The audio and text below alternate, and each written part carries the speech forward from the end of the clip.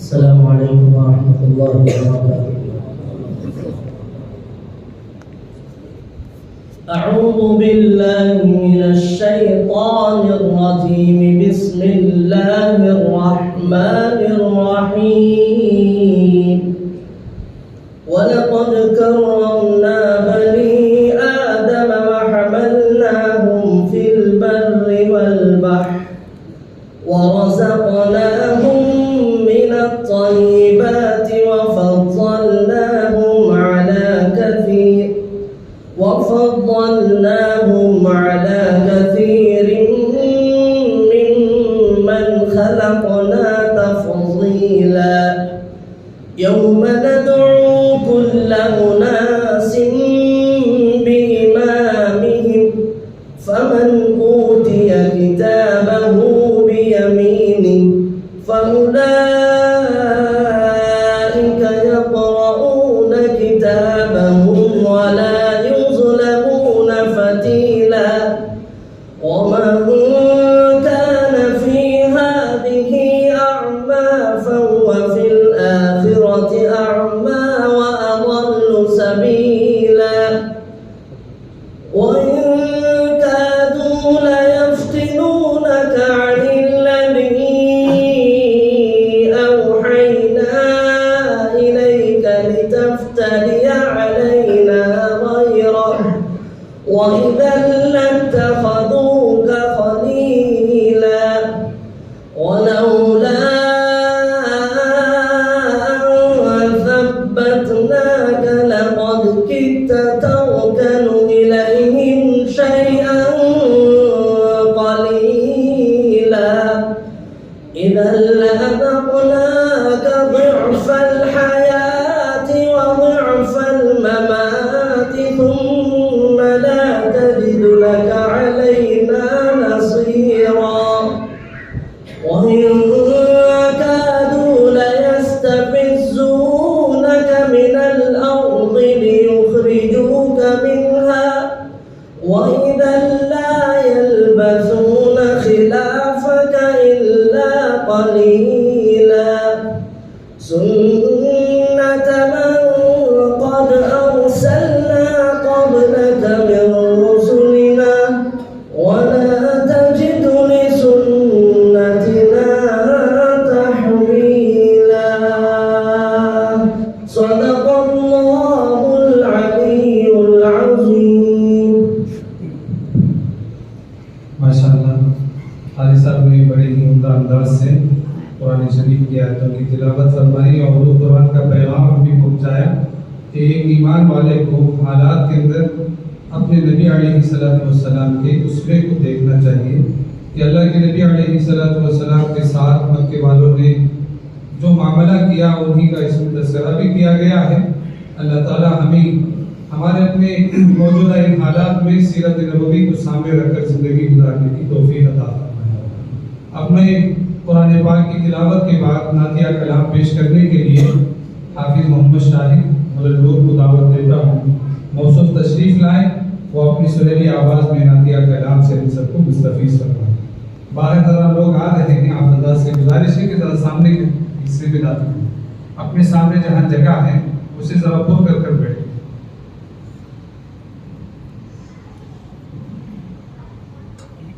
अस्सलामु अलैकुम वरहमतुल्लाहि वबरकातुहू। सारे हज़रात पर कबरदोश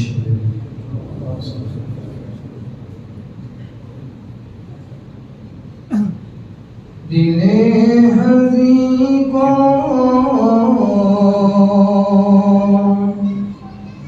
सुकून कहाँ है,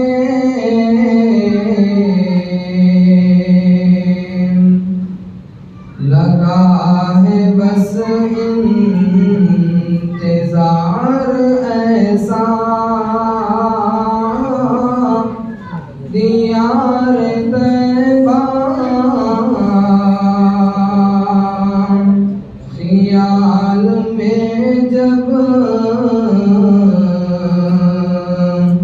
बसा है बेइख्तियार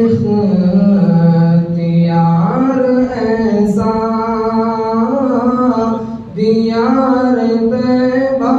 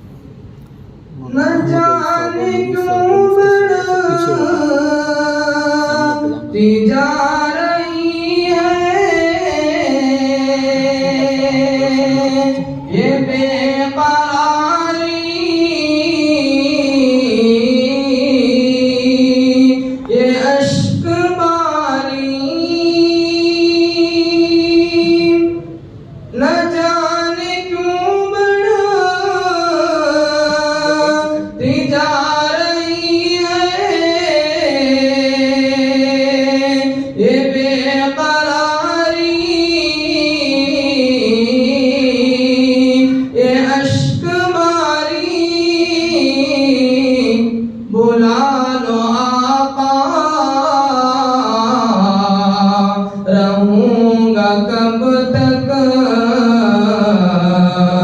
ادھر ادھر بے قرار ایسا بلا لو آقا رہوں گا کب تک ادھر ادھر بے قرار ایسا میں محبت غذائے میری خمار اس کا دوا ہے میری میں محبت غذائے میری خمار اس کا دوا ہے میری شراب ہو تو شراب ایسی خمار ہو تو خمار ایسا شراب ہو تو شراب ایسی خمار ہو تو خمار ایسا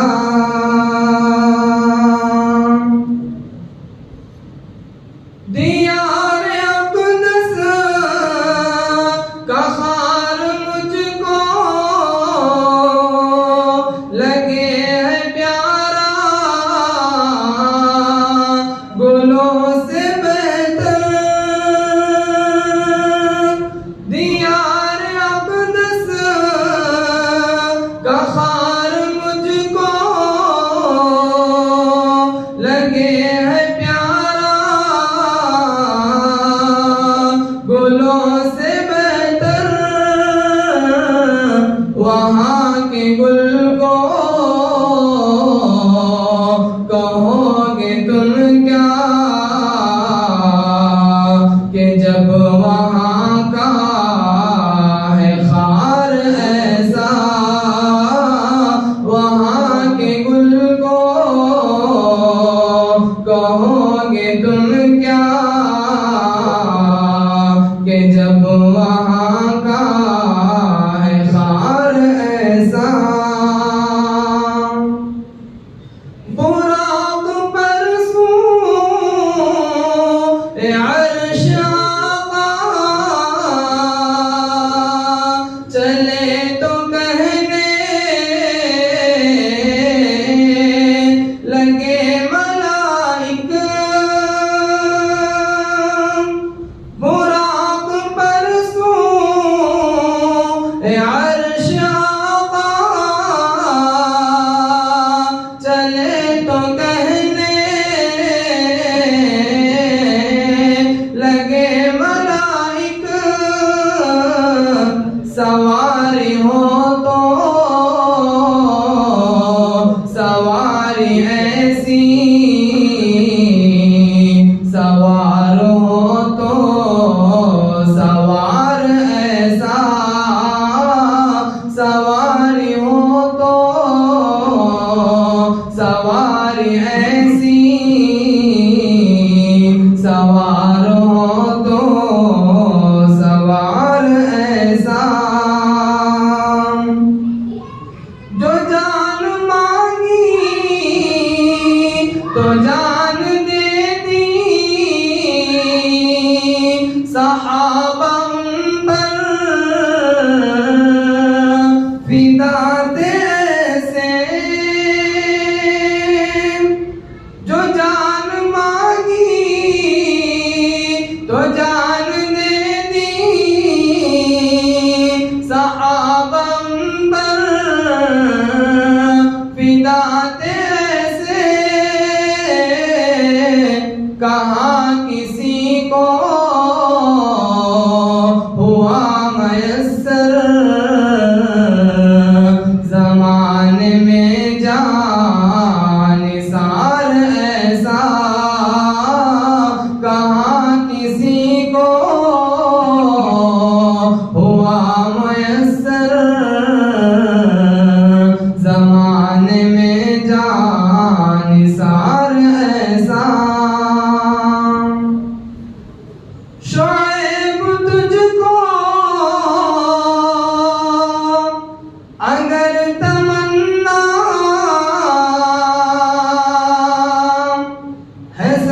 سبز گنبد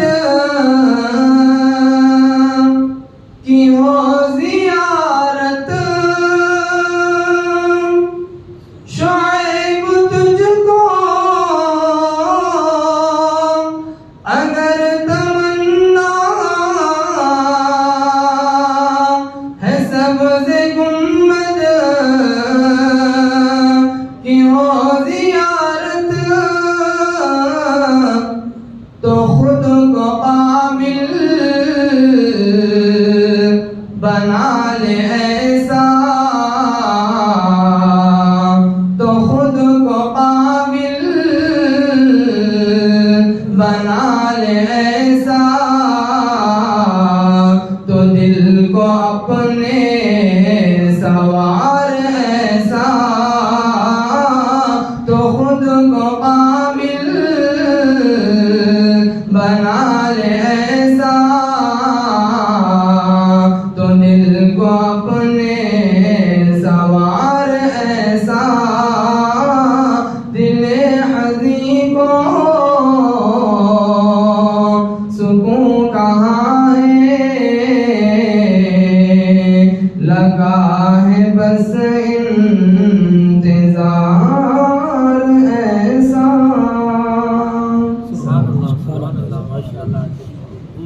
ماشاءاللہ بڑے ہی ادب کے ساتھ ہمارے علماء حفاظ جو بیٹھے ہوئے ہیں ان سے گزارش ہے اور خصوصاً بنگلور سے حضرت والا کے سفر میں آئے ہوئے علماء کا میں استقبال کرتے ہوئے آپ حضرات سے گزارش کرتا ہوں کہ آپ حضرات آگے کے حصے میں تشریف لائیں اور جتنے احباب بیٹھے ہیں بلا تکلف آپ حضرات علماء حفاظ یہاں سامنے آ جائیں، آپ کے لیے نشست خالی ہے۔ میں اب جلسے کا باقاعدہ آغاز کے لیے جیسے قرآن پاک اور قرآن کے کلام سے اس جلسے کا آغاز ہو چکا ہے، اب میں خطبہ استقبالیہ پیش کرنے کے لیے مولانا عمران صاحب سے گزارش کرتا ہوں کہ مولانا تشریف لائیں اور اپنے خطبہ استقبالیہ کے بعد حضرت والا کو بھی اپنے مخصوص انداز میں دعوت کریں۔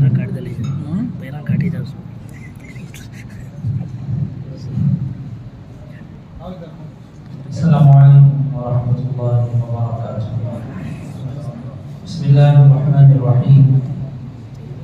الحمدللہ رب العالمین والصلاة والسلام علی رسولہ الکریم، اما بعد۔ تمام تعریفیں اس رب ذوالجلال کے لیے ہیں جس نے اس کائنات کے ذرے ذرے کو پیدا کیا اور کروڑوں درود و سلام کو رحمت للعالمین جن پر اللہ وحدہ لا شریک لہ نے ختم نبوت کا تاج رکھا۔ بزرگان محترم، آج کی اس بابرکت و پررونق اجلاس عام میں ہم خدام ابنائے جامعہ مسیح العلوم و تحفظ سنت شیموگا آپ تمام مندوبین حضرات کا بصمیم قلب استقبال کرتے ہیں۔ بزرگان محترم، آج کا دن ہمارے لیے بڑی ہی سعادت و خوش بختی کا دن ہے کہ ملت اسلامیہ ہند کی رہنما و مقتدر ہستیوں نے ہماری سرزمین شیموگا کو اپنے قدوم میمونت لزوم سے نوازا ہے۔ خاص طور پر آج کی اس اجلاس عام کے صدر محترم شیخ طریقت عارف باللہ حضرت اقدس حضرت مولانا مفتی شعیب اللہ خان صاحب مفتاحی قبلہ دامت برکاتہم بانی و معتمم شیخ الحدیث جامعہ مسیح العلوم بنگلور خلیفہ و مجاز مفتی مظفر حسین صاحب ہے۔ آپ صرف ہندوستان ہی نہیں، میں سمجھتا ہوں کہ آپ کی شخصیت محتاج تعارف نہیں ہے، ہر چھوٹا و بڑا بوڑھا و بچہ ہر کوئی آپ سے واقف ہے اور آپ کو جانتا ہے۔ ہندوستان ہی نہیں بلکہ عالم اسلام کی آپ قدر اور شخصیت ہیں۔ میں ادنا طالب علم ہوں، میں اپنی کم علمی اور ٹوٹے پھوٹے الفاظ میں حضرت اقدس کا تعارف کرانے کے بجائے عالم اسلام کی مشہور و معروف شخصیت استاد محترم شیخ الحدیث دارالعلوم شاہ ولی اللہ بنگلور حضرت اقدس حضرت اکبر شریف صاحب ندوی و قاسمی دعوت برکاتہم کے ان تاریخی جملوں کو دہرانا چاہتا ہوں جو کسی موقع پر حضرت نے ادا فرمائے تھے کہ اللہ تعالیٰ احقاق حق و ابطال باطل کے فریضے کو انجام دینے کے لیے ایسی ہستیوں کو کبھی کبھی پیدا فرماتا ہے، ایسے بندوں کو پیدا فرما کر باطل کے قلعوں میں زلزلہ پیدا کر کے ان کا قلقلہ کرتا ہے۔ اللہ نے حضرت والا کے اندر وہ تمام صلاحیتیں پیدا فرما دی ہیں جو ایک رہبر اور رہنما و مقتدی کی شان ہوتی ہیں۔ جہاں حضرت میدان خطابت کے اعلیٰ شہسوار ہیں، وہیں روحانی معالج بھی، آپ محدث زماں بھی ہیں تو وہیں فقیہ العصر بھی۔ اگر آپ کو تھانوی وقت کہا جائے تو بے جا نہیں ہوگا، آپ ادیب بھی اور شاعر بھی ہیں۔ ابھی محترم شاہد صاحب نے جو نعتیہ اشعار پیش فرمائے یہ حضرت ہی کے لکھے ہوئے ہیں، جس میں وہ درد و کرب اور میدان اور ہم نے مدینے کی سیر کی ہے۔ ایک ایک جملے کے اندر وہ محبت وہ چاشنی بھری ہوئی تھی کہ ہر عاشق کو ہر عاشق کے کانوں میں جب وہ الفاظ پڑھتے ہیں تو پھر عاشق تلملا اٹھتا ہے اور مدینے کی یاد اسے تازہ ہو جاتی ہے۔ سب سے بڑھ کر انسانوں کے قلوب کو مزکہ کرنے کے لیے اللہ نے آپ کو روحانی ڈاکٹر بھی بنایا ہے، آپ وقت کے مربی بھی ہیں۔ محترم حضرات، جب بھی ملت اسلامیہ کو رہنمائی کی ضرورت پڑی، حضرت والا نے ہر موڑ پر ملت اسلامیہ کی صحیح رہنمائی فرمائی۔ حضرت والا کی شخصیت سے ہمیں یہ سبق ملتا ہے کہ اغیار یا اپناؤں کی طرف سے جب حالات اور پریشانیوں کا گھٹا ٹوپ اندھیرا پیدا ہو جائے تو اس وقت کیسے صبر و استقلال کا مظاہرہ کر کے اسی میں امید کی کرن پیدا کی جائے۔ لہذا میں اپنی طرف سے اور ابنائے جامعہ و تحفظ سنت شیموگا اور اہلیان شہر شیموگا کی جانب سے حضرت اقدس کا پرتباب استقبال کرتا ہوں، اہلاً و سہلاً و مرحبا کہتا ہوں، اور آپ کے ساتھ آئے ہوئے تمام رفقا و شاگرد حضرات کا دل کی گہرائیوں سے استقبال کرتا ہوں کہ آپ اپنی گوناگو مصروفیات و دینی و ملی خدمات جلیلہ کے باوجود قدم رنجہ فرما کر ہمارے اجلاس کو رونق بخشی۔ اللہ پاک آپ کی آمد کو باعث خیر بنائے اور حضرت والا کا سایہ عاطفت عافیت کے ساتھ تادیر قائم و دائم فرمائے، اور اللہ بار بار ایسے مواقع نصیب فرمائے کہ ہم حضرت والا سے بار بار مستفید ہوتے رہیں۔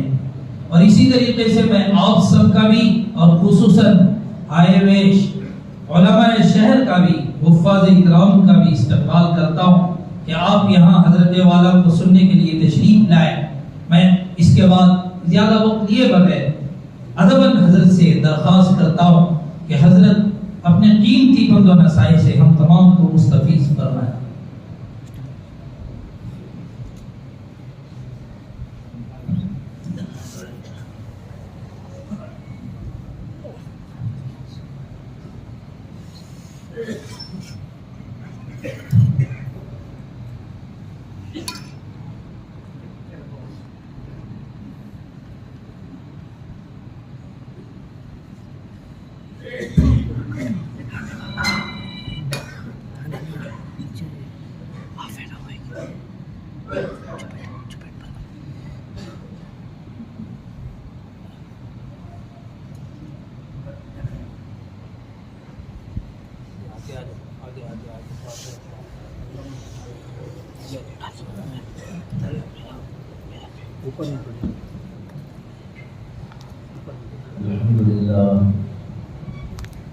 الحمدللہ رب العالمین والصلاة والسلام علی سید الانبیاء واشرف المرسلین وعلی آلہ وصحبہ اجمعین،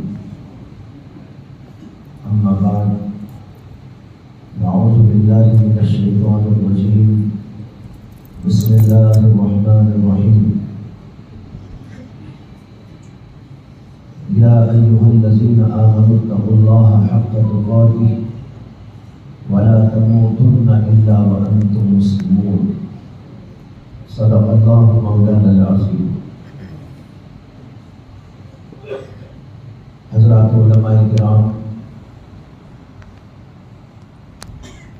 بزرگان ملت، نوجوانان اسلام،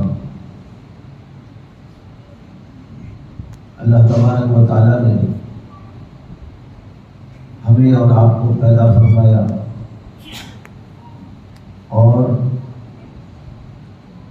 بہت ہی مکرم اور اعلیٰ درجے کی مخلوق بنا کر پیدا فرمایا۔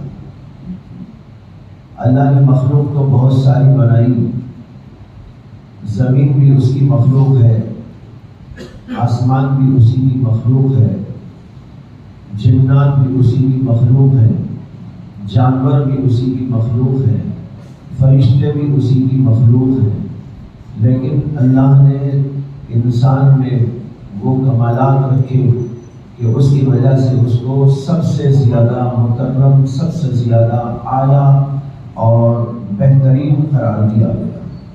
وَلَقَدْ كَرَّمْنَا بَنِي آدَمَ، ابھی قرأت پڑھی گئی تو اس کے اندر اللہ کی آیت پڑھی گئی، وَلَقَدْ كَرَّمْنَا بَنِي آدَمَ، ہم نے بنی آدم کو، آدم کی اولاد کو مکرم بنایا ہے، یعنی قابل تکریم بنایا ہے، قابل تعظیم بنایا ہے، قابل تقدیس بنایا ہے۔ سوال یہ ہے کہ اللہ تبارک و تعالیٰ نے انسان کو ایسا کیوں بنایا اور اس میں کیا ایسی چیز اللہ نے رکھ دی ہے جس کی وجہ سے اس کے بارے میں کہا گیا وَلَقَدْ كَرَّمْنَا بَنِي آدَمَ۔ بات دراصل یہ ہے کہ انسان دنیا میں جب آتا ہے تو یہاں پر بہت سارے مسائل میں گھر جاتا ہے اور اسے اللہ نے اصل میں پیدا کیا اپنے واسطے، اپنی محبت کے واسطے، اپنی معرفت کے واسطے، اپنے تعلق کے واسطے، کہ انسان اللہ کو پہچاننے والا بنے، اللہ سے محبت رکھنے والا بنے، اللہ تبارک و تعالیٰ سے تعلق رکھنے والا بنے، یہ اس کے لیے پیدا کیا گیا۔ لیکن جب انسان اس دنیا میں آتا ہے تو یہاں بہت سارے حالات، بہت سارے مسائل اس کو پیش آتے ہیں، کھانے کا مسئلہ، پینے کا مسئلہ، کمائی کا مسئلہ، بیوی بچوں کا مسئلہ اور مختلف قسم کے مسائل۔ یہ سارے مسائل جب انسان کو پیش آتے ہیں تو ان میں اللہ تبارک و تعالیٰ سے غفلت اور بھول ہونے کا امکان ہوتا ہے۔ اسے کہ جب انسان ایک چیز میں مشغول ہوتا ہے تو بعض اور چیزوں سے ذہول ہو جاتا ہے، بھول ہو جاتی ہے۔ لیکن جب انسان اس کے باوجود اس مقصد کی تکمیل کرنے پر لگ جاتا ہے جس کے لیے اللہ نے اسے پیدا کیا ہے، یعنی اللہ کی معرفت کے لیے پیدا کیا گیا، اللہ کی محبت کے لیے اس کو پیدا کیا گیا، اللہ سے تعلق کے لیے پیدا کیا گیا، وہ بہت سارے تعلقات میں گھر جانے کے باوجود جب اللہ کے تعلق کو برقرار رکھتا ہے وہ سب سے اعلیٰ اور افضل ہو جاتا ہے۔ فرشتوں کے ساتھ یہ معاملہ نہیں ہے۔ فرشتے اگرچہ وہ بھی اسی لیے پیدا کیے گئے لیکن ان کے لیے مسائل کچھ نہیں ہے، زمین کے لیے مسائل کچھ نہیں ہے، آسمان کے لیے مسائل کچھ نہیں ہے۔ اللہ نے زمین بنا دی، اپنا کام وہ کر رہی ہے، اس کے لیے کوئی رکاوٹ موجود نہیں۔ اللہ تبارک و تعالیٰ نے آسمان کو پیدا کر دیا، آسمان اپنی جگہ پر ٹکا ہوا ہے اور جو کام اسے کرنا ہے کر رہا ہے، اس کے لیے رکاوٹ کوئی چیز موجود نہیں۔ لیکن انسان کی حالت یہ ہے کہ وہ اس دنیا میں آنے کے بعد بے شمار مسائل میں گھر جاتا ہے۔ گھرنے کے باوجود جب وہ اللہ کو نہیں بھولتا، اللہ سے تعلق کو برقرار رکھتا ہے، اللہ کی عبادت اور اطاعت کرتا رہتا ہے، اللہ تعالیٰ کے احکام بجا لاتا رہتا ہے، تو یہاں پر اس کو تکریم کا شرف دیا جاتا ہے۔ اس سے یہ بھی معلوم ہو گیا کہ اگرچہ بنی نوع انسان کو اللہ تعالیٰ نے بحیثیت قوم کہیے کہ بحیثیت ایک طبقے کے بلندی عطا کی ہے، لیکن جب وہ اس چیز کو پورا کریں گے تبھی ان کو وہ چیز اور دولت حاصل ہوگی۔ اگر اس چیز کو انہوں نے پورا نہیں کیا تو پھر ان کے لیے تکریم نہیں ہے۔ تکریم اسی وقت میں ہے، بلندی اسی وقت میں ہے جب وہ اللہ کی معرفت اپنے اندر پیدا کریں گے، اللہ تعالیٰ سے تعلق کو وابستہ کریں گے، اللہ تعالیٰ کی محبت اپنے دل کے اندر پیدا کریں گے، اللہ ان کو بلندیوں پر پہنچا دے گا۔ بعض علماء نے لکھا کہ انسان کو اللہ تبارک و تعالیٰ نے ایسا بنایا ہے کہ اگر وہ چاہے تو فرشتوں سے افضل ہو جائے، اور اگر وہ چاہے تو جانوروں سے بدتر ہو جائے۔ جانوروں سے بدتر بھی ہو سکتا ہے، فرشتوں سے افضل بھی ہو سکتا ہے۔ فرشتوں سے افضل ہو جائے گا اس وقت جب وہ اللہ تعالیٰ کی اطاعت اور بندگی کرے گا، اللہ کی معرفت اور اللہ کی محبت اپنے اندر پیدا کرے گا، اللہ تعالیٰ سے تعلق پیدا کرے گا، اور اگر اس کے بجائے وہ اللہ سے تعلق کو توڑ لے گا، اللہ تعالیٰ کی محبت کے بجائے چیزوں کی محبت میں گرفتار ہو جائے گا، تو پھر تو وہ جانوروں سے بھی بدتر ہو جائے گا۔ اس لیے انسان کی تکریم اس وقت میں ہے جب وہ اللہ کو پہچان لے گا۔ قرآن کریم کے اندر اللہ نے فرمایا وَمَا خَلَقْتُ الْجِنَّ وَالْإِنسَ إِلَّا لِيَعْبُدُونَ، میں نے جنات اور انسانوں کو اس لیے پیدا کیا ہے کہ وہ میری عبادت کریں۔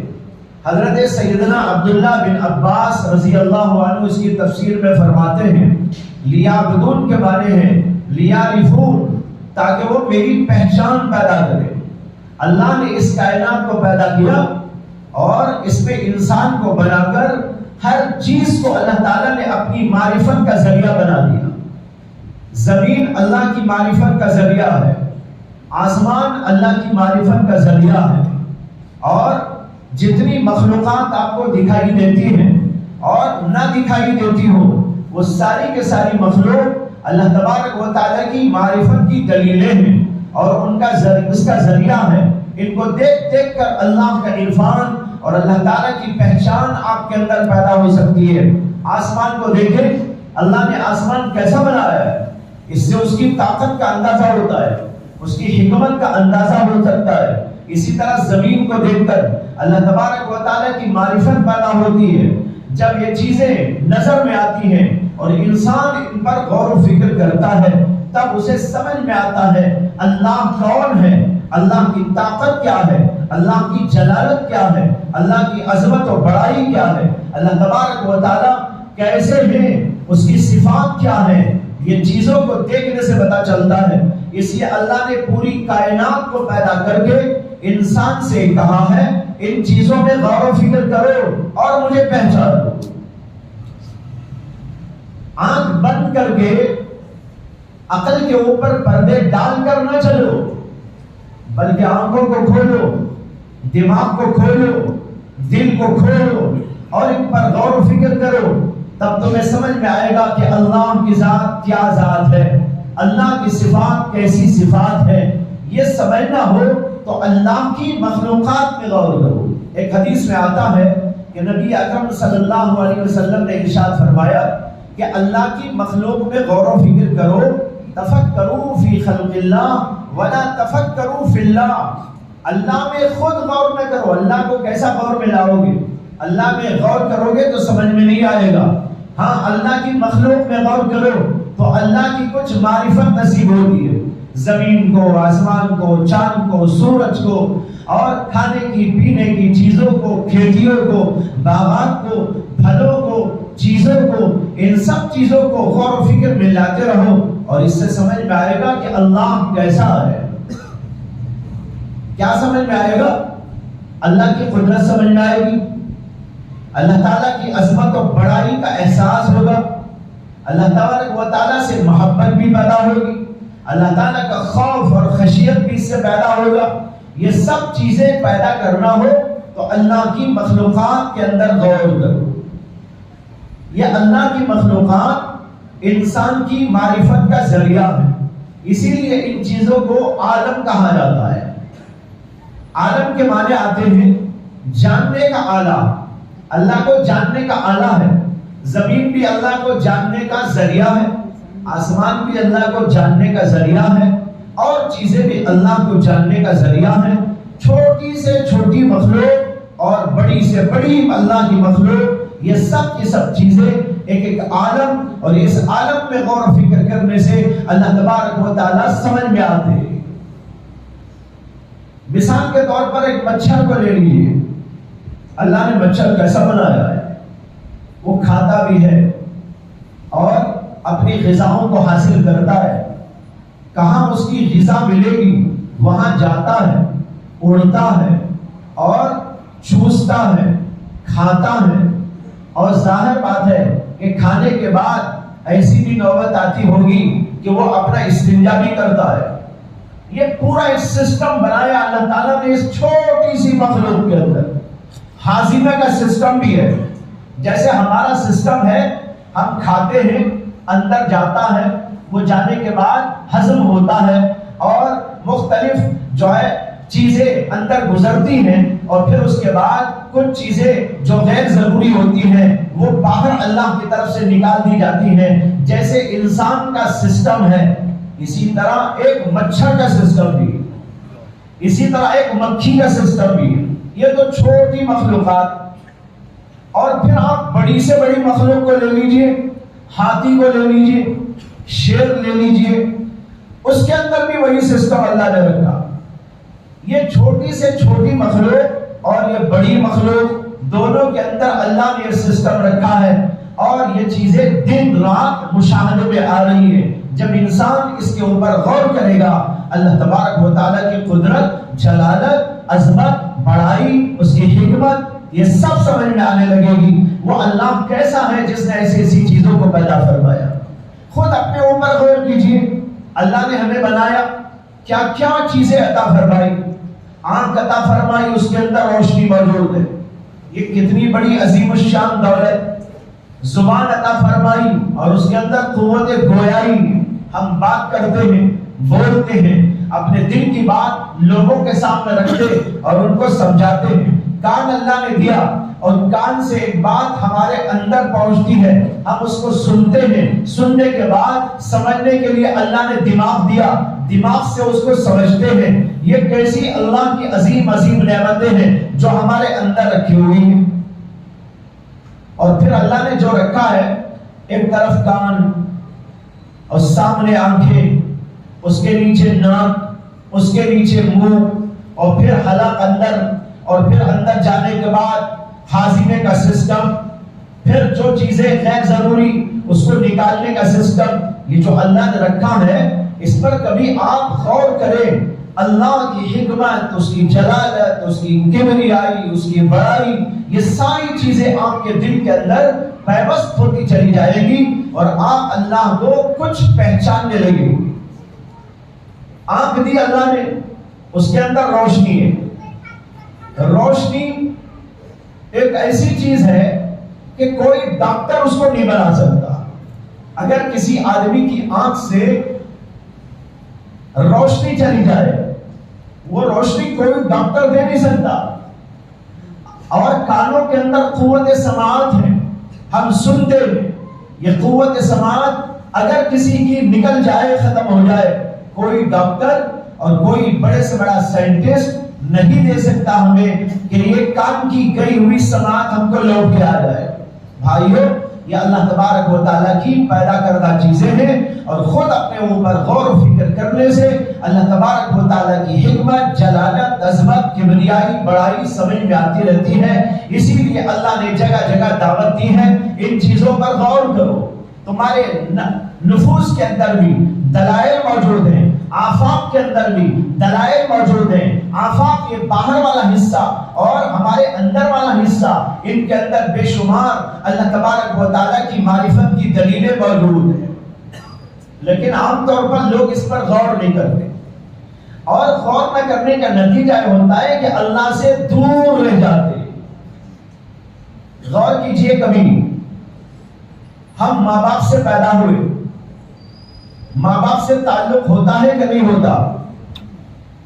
ہم چاہتے ہیں ماں باپ سے تعلق برقرار رکھیں، ماں باپ کو پہچانتے ہیں، ماں باپ کی عظمت کرتے ہیں، ماں باپ کی اطاعت کرتے ہیں، ماں باپ کے حکم سے جو ہے سرتابی کرنے کو غلط سمجھتے ہیں اور ان کی ہر بات ماننے کو ضروری سمجھتے ہیں، اس لیے کہ ان سے تعلق وابستہ ہے، جیسے والدین سے تعلق ہوتا ہے، اس لیے کہ ہم ان سے پیدا ہوئے، بھائیوں سے تعلق ہوتا ہے اس لیے کہ وہ بھی ہمارے ماں باپ سے پیدا ہوئے، اور رشتہ داروں سے تعلق پیدا ہوتا ہے اس لیے کہ وہ ہمارے خونی رشتہ دار ہیں۔ تو ہمیں سمجھنے کی ضرورت ہے کہ اللہ تبارک و تعالیٰ جنہوں نے ہم کو پیدا فرمایا، ہم ان کو پہچانے بغیر، ان کو جانے بغیر اور ان کو سمجھے بغیر یوں ہی دنیا کے اندر آئیں اور چلے جائیں، یہ کیسی عجیب بات ہے۔ اللہ نے پیدا کیا، اللہ نے ہمیں کھانا دیا، اللہ ہمیں روزانہ کھلاتا ہے، ہر چیز ہماری ضرورت کی پورا کرتا ہے، ہر چیز اسی کی طرف سے ہم کو ملتی ہے، لیکن ہم اسی سے بیگانہ ہیں۔ ماں باپ کو تو کچھ پہچان رہے لیکن اپنے اللہ کو نہیں پہچان رہے، بھائیوں کو پہچان رہے لیکن اپنے اللہ کو نہیں پہچان رہے، استاد کو پہچان رہے لیکن اپنے اللہ کو نہیں پہچان رہے، بیوی کو پہچان رہے اور بیوی شوہر کو پہچان رہی ہے لیکن اپنے اللہ سے بیگانے ہیں۔ یہ معلوم نہیں کہ اللہ کون ہے۔ جب اللہ ہی کو نہیں سمجھا تو اللہ تبارک و تعالیٰ کی جلالت کیا سمجھیں گے، اللہ کی عظمت و بڑائی کیا سمجھیں گے، اور جب اللہ کی بڑائی نہیں سمجھ میں آئے گی، اللہ کی اطاعت ٹھیک طور پر کیسے کریں گے، اس کی نافرمانی سے کیسے بچیں گے۔ اس لیے اللہ نے اس بات کو فرض کیا ہے کہ اللہ کی پہچان اپنے اندر پیدا کریں۔ اس کو اللہ نے کہا وَمَا خَلَقْتُ الْجِنَّ وَالْإِنسَ إِلَّا لِيَعْبُدُونِ، میں نے جنات اور انسانوں کو اس لیے پیدا کیا ہے کہ وہ میری پہچان پیدا کرے۔ اور پہچان پیدا کرنے کا طریقہ کیا ہے؟ غور و فکر کرنا چیزوں پر، اور اس کی ان چیزوں پر غور کر کے اس کا اثر قبول کرنا۔ یہ چیزیں بغیر غور و فکر کے حاصل نہیں ہو سکتی۔ اس لیے آپ قرآن میں اٹھا کر دیکھیں، جگہ جگہ تعلیم دی گئی ہے، ان چیزوں پر غور کرو، آسمان پر، چاند پر، سورج پر، پانیوں پر، ہواؤں پر، سمندروں پر اور چیزوں پر، ان کے اوپر غور و فکر کر کے دیکھو، تمہیں سمجھ میں آئے گا۔ ایک جگہ اللہ تبارک و تعالیٰ فرماتے ہیں افلا ينظرون الى الابل كيف خلقت والى السماء كيف رفعت والى الجبال كيف نصبت والى الارض كيف نصبت والى الجبال كيف نصبت والى الارض كيف سطحت۔ اللہ نے کہا کیا دیکھتے نہیں لوگ آسمان کی طرف کہ اس کو کیسا بلند کر کے رکھا گیا ہے، اور کیا یہ لوگ اونٹ کی طرف نہیں دیکھتے اللہ نے اسے کیسے پیدا کیا ہے، اس کی بناوٹ دیکھو کیسی ہے، اس کے اوپر غور و فکر کرو۔ اور فرمایا پہاڑوں کو نہیں دیکھتے اللہ نے کیسے ان کو نصب فرمایا ہے، اور زمین کو نہیں دیکھتے کہ اللہ نے اسے کیسے پھیلایا ہے۔ یہ اللہ کی بڑی بڑی مخلوقات ہیں۔ اللہ نے کہا کہ ان کے اوپر غور و فکر کرو۔ جب غور و فکر کرو گے اللہ کی بڑائی، عظمت، جلالت تم کو سمجھ میں آئے گی، اور پھر اللہ سے تعلق پیدا ہوگا۔ جیسے آپ ماں باپ سے تعلق رکھتے ہیں اور رشتہ داروں سے تعلق رکھتے ہیں، اسی طریقے پر اپنے اللہ سے تعلق پیدا کر لیں گے اور سب سے بڑھ کر اس سے تعلق پیدا ہو جائے گا، اسے کہ اسی نے تو ہم کو پیدا کیا۔ اگر وہ پیدا نہ کرتا تو ماں باپ ہم کو کیسا پیدا کر دیتے؟ ماں باپ نے ہمیں پیدا نہیں کیا ہے، پیدا کرنے والا اللہ ہے، ماں باپ اس کا ذریعہ ہے، اور ساری مخلوقات جو نظر آ رہی ہے یہ سب بھی اللہ کی پیدا کی ہوئی ہے۔ اس کے اوپر غور و فکر کر کے انسان اللہ کی بڑائی اور عظمت و جلالت ان سب چیزوں کو سمجھ سکتا ہے۔ اس کے لیے ہم کو حکم دیا گیا اللہ سے، اللہ کی ان مخلوقات پر غور و فکر کرو۔ اللہ کے نبی اسی کو فرماتے ہیں تفکروا فی خلق اللہ ولا تفکروا فی اللہ۔ ایک آدمی اللہ ہی میں بیٹھ کے غور کرنے لگے، کیسا سمجھ میں آئے گا اللہ؟ اللہ تو ہماری عقلوں سے ماورا ہے، ہماری عقل میں نہیں آ سکتا، وہ ہمیں دیکھ نہیں سکتا، ہماری عقل کے اندر سما نہیں سکتا، اور ہم اس کو کسی طور پر بھی احساس اس کا نہیں کر سکتے۔ چھو کر دیکھ کر کسی اور طریقے سے، اس لیے کہ اللہ تبارک و تعالیٰ کی ذات اتنی ماورا ہے کہ اس کو اس طریقے پر ہم پا نہیں سکتے۔ پانے کا ذریعہ اور طریقہ کیا ہے؟ اللہ کی مخلوقات پر غور و فکر کرنا۔ بھائیو، جب آدمی اللہ کی یہ معرفت حاصل کرتا ہے تو اسے دو باتیں سمجھ میں آتی ہیں۔ ایک بات تو یہ سمجھ میں آتی ہے کہ اللہ بہت ہی عظیم الشان ہے، اتنے عظیم الشان اور اتنے بلند کہ ہم اس کو اپنے تصور میں لے جا سکتے۔ اللہ کی جلالت و عظمت و بڑائی دماغ کے اوپر چھا جائے۔ اور دوسری بات یہ سمجھ میں آئے گی کہ اللہ تبارک و تعالی بہت بڑے حکیم ہیں، حکمت والے، یعنی ہر کام اللہ جو کرتے ہیں وہ حکمت کے ساتھ ہوتا ہے، الٹ تک کوئی کام نہیں ہوتا۔ اللہ نے زمین بنائی، اس کے اندر حکمت ہے، آسمان بنایا، اس کے اندر حکمت ہے، ہم کو بنایا، اس کے اندر حکمت ہے، ہمارے اندر جو چیزیں رکھی اس کے اندر بھی حکمت ہے، ترتیب ہے۔ یہ نہیں کہ الٹ تک اللہ نے بنا دیا۔ میں مثال دیا کرتا ہوں غور و فکر کرنے کے لیے کہ اللہ تعالیٰ نے ہمیں جو اوپر والا حصہ دیا ہے، سر والا حصہ، اس میں آپ دیکھیں دماغ سب سے اوپر ہے اور آنکھیں نظر آ رہی ہے اوپر، اس کے نیچے ناک اور سائیڈ میں دو کان اور نیچے منہ۔ اگر مثال کے طور پر اللہ تبارک و تعالیٰ آنکھیں پیچھے بنا دیتے، منہ ادھر ہوتا تو ہم چلتے ادھر سے، کھانا ہوتا تو پیچھے سے کھانا پڑتا ہے نا، آنکھیں ادھر ہو جاتی، منہ ادھر رہتا تو ہم کھانا کیسے کھاتے؟ بڑی مشکل پیش آتی۔ اللہ نے ناک دی، نیچے ناک، اوپر آنکھ، اس کے نیچے منہ۔ اب کھانا کھانے کا جب نمبر آتا ہے تو کھانے کی پلیٹ سامنے آئی، ہم نے کھانے کے اوپر نظر ڈالی، بھائی یہ کھانا ہے۔ ہم کو پہلے یہ دیکھنا پڑتا ہے کہ کھانا کون سے ٹائپ کا کھانا ہے، یہ میٹھا ہے یا کھٹا ہے یا کسی اور طرح کا ہے، یہ بریانی ہے یا فروٹ ہے، یہ چاول ہے یا روٹی ہے، یہ سالن ہے یا کوئی اور چیز ہے، گوشت ہے یا مچھلی ہے۔ یہ دیکھنے کے لیے کیا کام میں لاتے ہیں؟ آنکھیں کام میں لاتے ہیں۔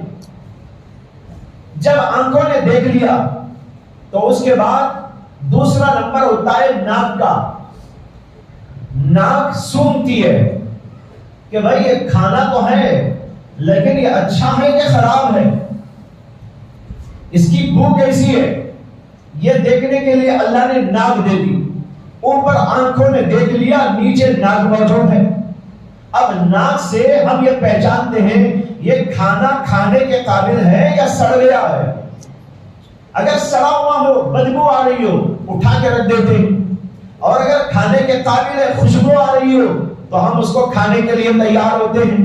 اس کے بعد تیسرا اور ایک مرحلہ ہوتا ہے ٹیسٹ دیکھنا۔ ٹیسٹ کیسا ہے؟ بہت تیز تو نہیں ہے، بہت نمک تو نہیں آ گیا اس کے اندر، یہ ہے کہ کوئی کڑوا کسالہ تو نہیں ہے۔ یہ دیکھنے کے لیے اللہ نے منہ دیا، اس کے اندر جیبھ موجود ہے۔ آنکھ نے کھانا دیکھ لیا کون سے ٹائپ کا کھانا، اور ناک نے سونگھ کر آپ کو بتا دیا کہ اچھا ہے کہ خراب۔ اس کے بعد آپ چکھنے کے لیے منہ استعمال کرتے ہیں، جیبھ استعمال کرتے ہیں۔ ذرا سا چکھ کے دیکھا، سمجھ میں آ گیا کہ کون سا کھانے کے لائق ہے کہ نہیں لائق ہے، اور زبان نے آپ کو بتا دیا۔ پھر اس کے بعد کھانے کے قابل ہے تو آپ کھا لیتے۔ تھوڑی دیر کے لیے سوچیں کہ اگر آنکھیں ہوتی پیچھے، ناک ہوتی سائیڈ میں، منہ ہوتا سامنے، تو کھانے کا نمبر آتا تو کھانے کے بعد کتنی دقت پیش آتی آدمی کو۔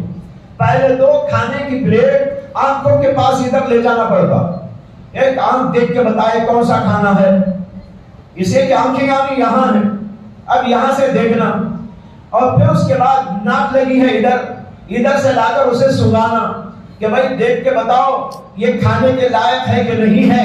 وہ جو ہے ادھر ناک، منہ ادھر، تو تین سائڈ سے کام کرنا پڑتا۔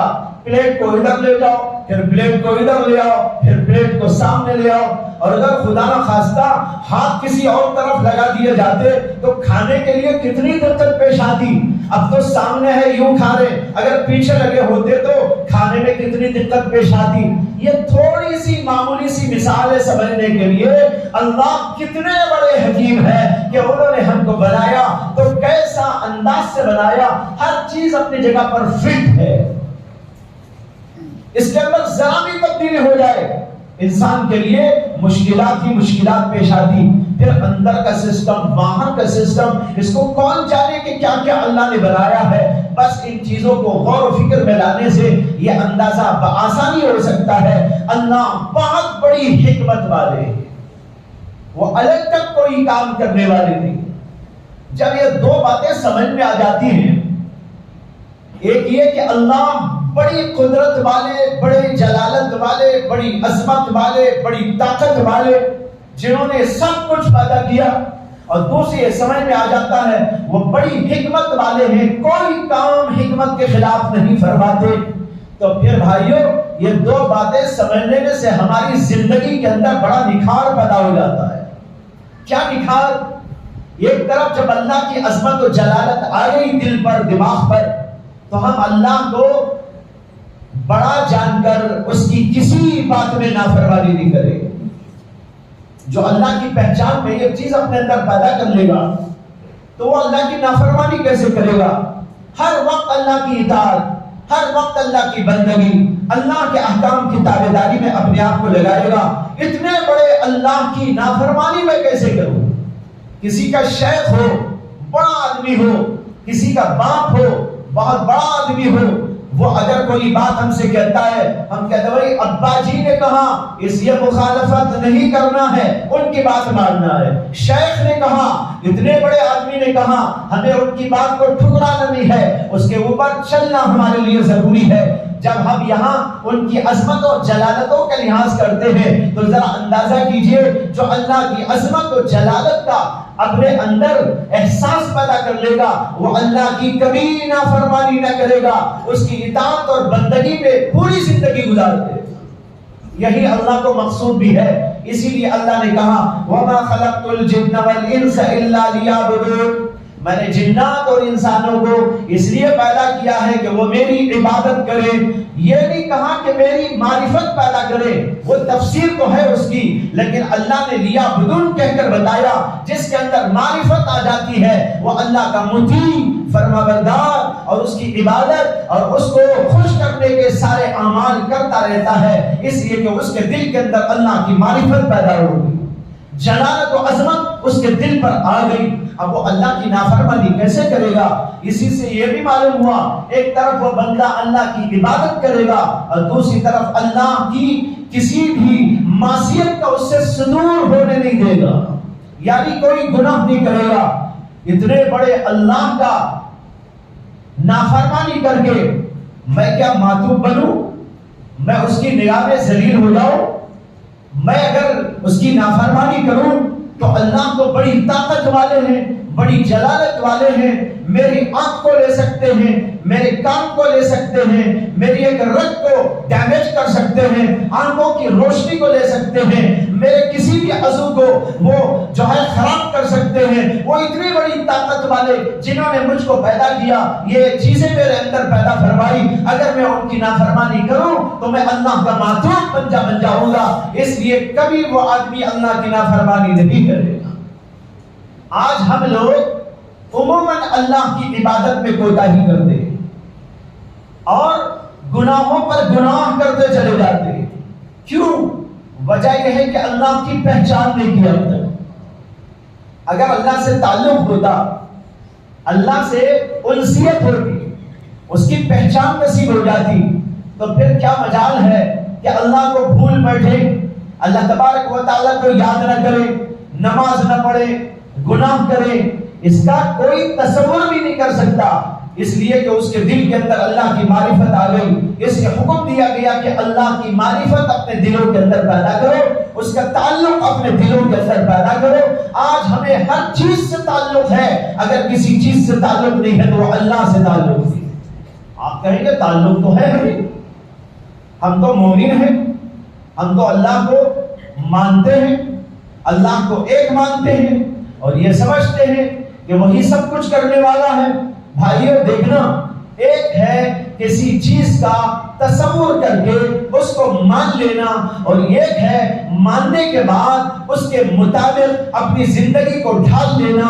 اصل ماننا اس کو کہتے ہیں جب انسان اس کے مطابق عمل کرتا ہے۔ مثال دیتا ہوں، ایک آدمی اپنے باپ کو گالی دینے لگا۔ سارے لوگ اسے کہتے ہیں بھائی یہ تیرا باپ ہے، باپ۔ وہ کہنے لگے میں تو جانتا ہوں یہ میرے باپ ہیں، مجھے معلوم ہے، میں اچھی طرح جانتا ہوں، تم بولنے والے کیا بولتے ہو، تمہارے سے زیادہ میں جانتا ہوں یہ میرے ابا ہیں۔ آپ کہیں گے کیا جانتا ہے بے وقوف، باپ کو گالی دے رہا ہے۔ باپ کو گالی دینے والا باپ کو کیا پہچاننے والا ہے؟ اب دیکھو، جانتا تو ہے کہ یہ میرا باپ، لیکن باپ کے ساتھ باپ کا تعلق نہیں رکھتا، باپ کے ساتھ باپ کے جیسا سلوک نہیں کرتا۔ لوگ اسے کہتے ہیں کہ دیکھو یہ آدمی اپنے باپ کو نہیں پہچانتا، اس لیے کہتے ہیں کہ باپ کے ساتھ اس کا تعلق صحیح نہیں۔ اسی طرح ہم لوگ اللہ کو مانتے ہیں، اللہ کی وحدانیت کا اقرار کرتے ہیں، اللہ کو بڑا جانتے بھی ہیں، لیکن بھائی جب نمبر آتا ہے زندگی میں چلنے کا تو ہماری زندگی کا طریقہ بتاتا ہے ہم اللہ کو ایسا نہیں سمجھتے جیسا سمجھنا چاہیے۔ نمازوں کے وقت بے شمار غفلت کرنے والے ہیں، نماز میں کھڑے ہیں وہاں بھی اللہ سے غافل ہو جاتے ہیں۔ نماز میں کھڑے ہو کر ایک آدمی اللہ سے غافل کیسے ہو سکتا ہے؟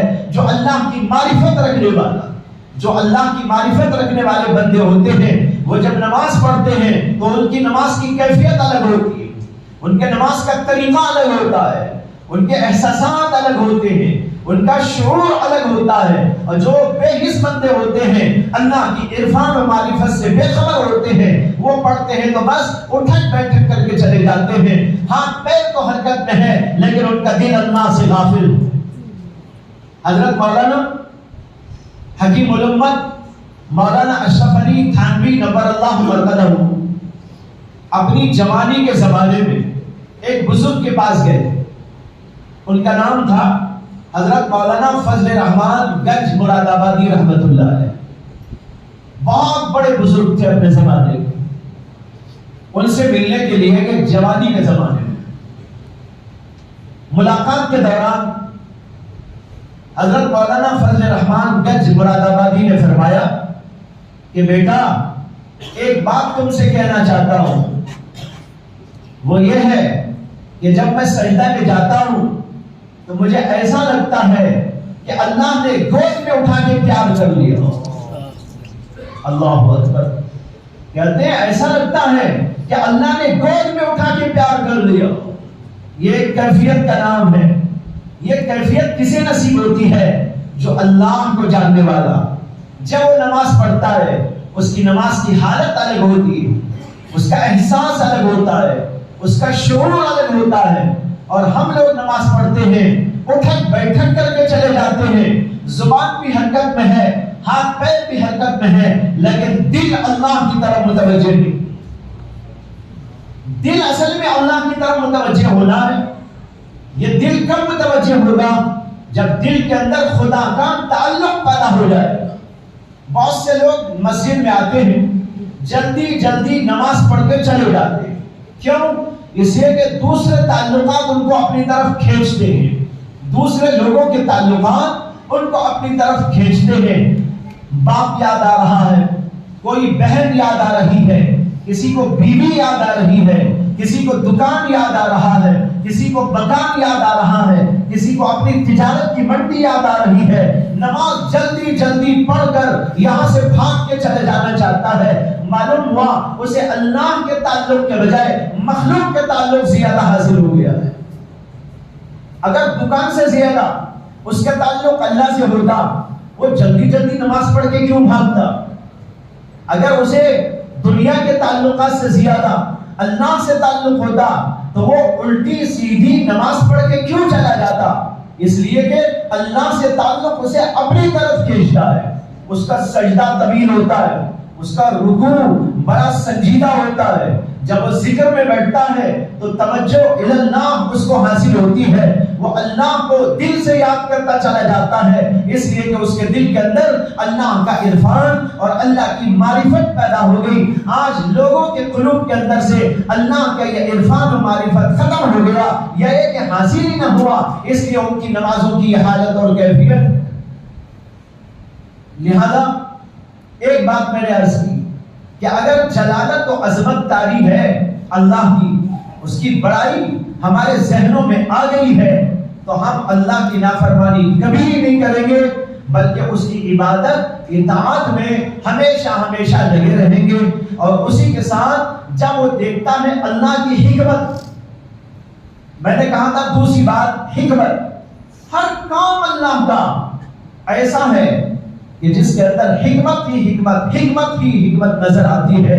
آسمان کو دیکھ کر، چاند کو دیکھ کر، سورج کو دیکھ کر، خود اپنے آپ کو دیکھ کر، اپنے اندر کی ایک ایک چیز کو دیکھ کر اللہ کی حکمت سمجھ میں آتی ہے۔ تو حکمت سمجھ میں آتی ہے تو اس کے دل میں اللہ کی محبت پیدا ہو جاتی ہے، ایک جلالت پیدا ہو گئی، اب محبت پیدا ہو گئی، اللہ کی ایسی محبت پیدا ہو گئی۔ یہ اللہ جو اتنا بڑا صاحب کمال ہے، بھائی دنیا میں آپ بہت ساری چیزوں سے محبت رکھتے ہیں، اور محبت کیوں رکھتے ہیں؟ اس لیے رکھتے ہیں کہ بعض چیزوں کو آپ دیکھتے ہیں کہ یہ جو ہے کمال والی چیزیں، کمال کو دیکھا تو کمال کی وجہ سے آپ کا دل ان کے اوپر اتر آیا۔ کسی چیز کو آپ نے دیکھا کہ اس کے اندر جو ہے حسن و جمال ہے، تو حسن و جمال پر فریفتہ ہو گئے کہ بھائی اتنی حسین چیز ہے، آپ کا دل اس کے اوپر آ گیا، اس لیے کہ حسن و جمال آپ کو ادھر متوجہ کرتا ہے۔ اور اسی طریقے پر جب آپ دیکھتے ہیں کوئی ہمیں بہت دے رہا ہے، ہمارے اوپر احسان کر رہا ہے، ہمیں کھلا رہا ہے، ہمیں پلا رہا ہے، تو اس کی بھی محبت ہمارے دلوں میں آ جاتی ہے۔ محبت عموماً تین چیزوں سے پیدا ہوتی ہے، ایک کمال کو دیکھ کر، ایک حسن و جمال کو دیکھ کر، ایک عطا و نمال کو دیکھ کر۔ آپ غور کریں کہ اللہ سے بڑھ کر حسن و جمال والا کون؟ سورج کے اندر حسن ہے، لیکن یہ حسن کس کا عطا کردہ ہے؟ یہ اللہ کا عطا کردہ۔ جو خدا سورج کو اتنا حسین بنانے والا ہے، وہ خود کتنا حسین ہوگا۔ جس نے چاند جیسے حسین کو پیدا کیا، وہ خود کتنا حسین ہوگا۔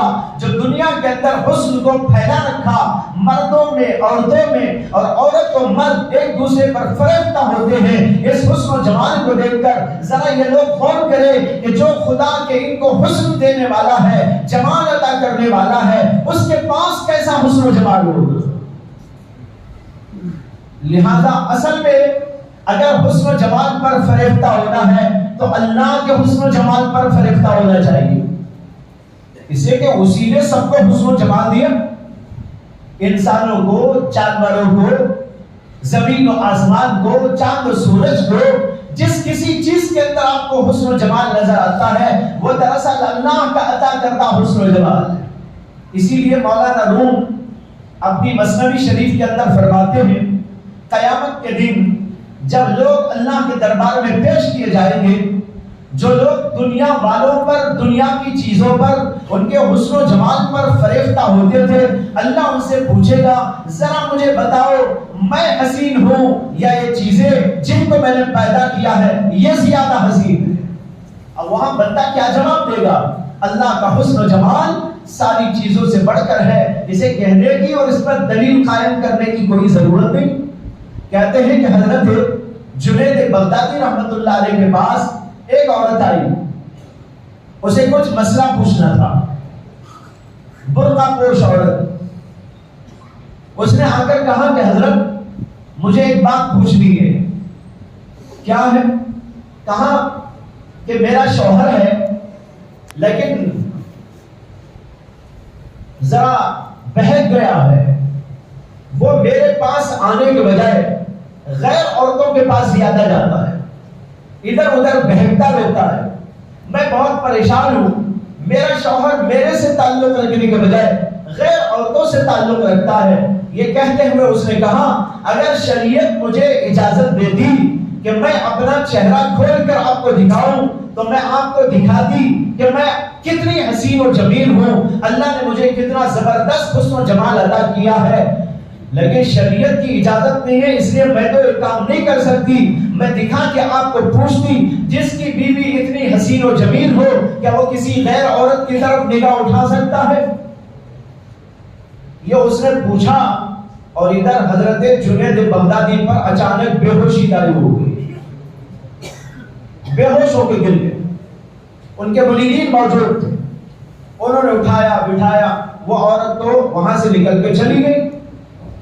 کچھ دیر کے بعد حضرت جنید بغدادی رحمۃ اللہ علیہ کا ہوش برقرار ہوا، ہوش میں آئے۔ لوگوں نے کہا کہ حضرت کیا ہو گیا اچانک آپ کو؟ انہوں نے کہا کہ جب اس عورت نے کہا کہ اگر شریعت مجھے اجازت دیتی تو میں اپنا حسن و جمال دکھاتی اور یہ پوچھتی کیا میرے جیسی حسین عورت کے ہوتے ہوئے کوئی مرد غیر عورت کی طرف جا سکتا ہے اور اس کو دیکھ سکتا ہے؟ اس پر مجھے اللہ کے نبی کے حدیث یاد آ گئی جس میں کہا گیا ہے کہ اللہ یہ فرماتا ہے جس کا خدا میرے جیسا ہو وہ کسی اور کی طرف نگاہ ڈال سکتا ہے؟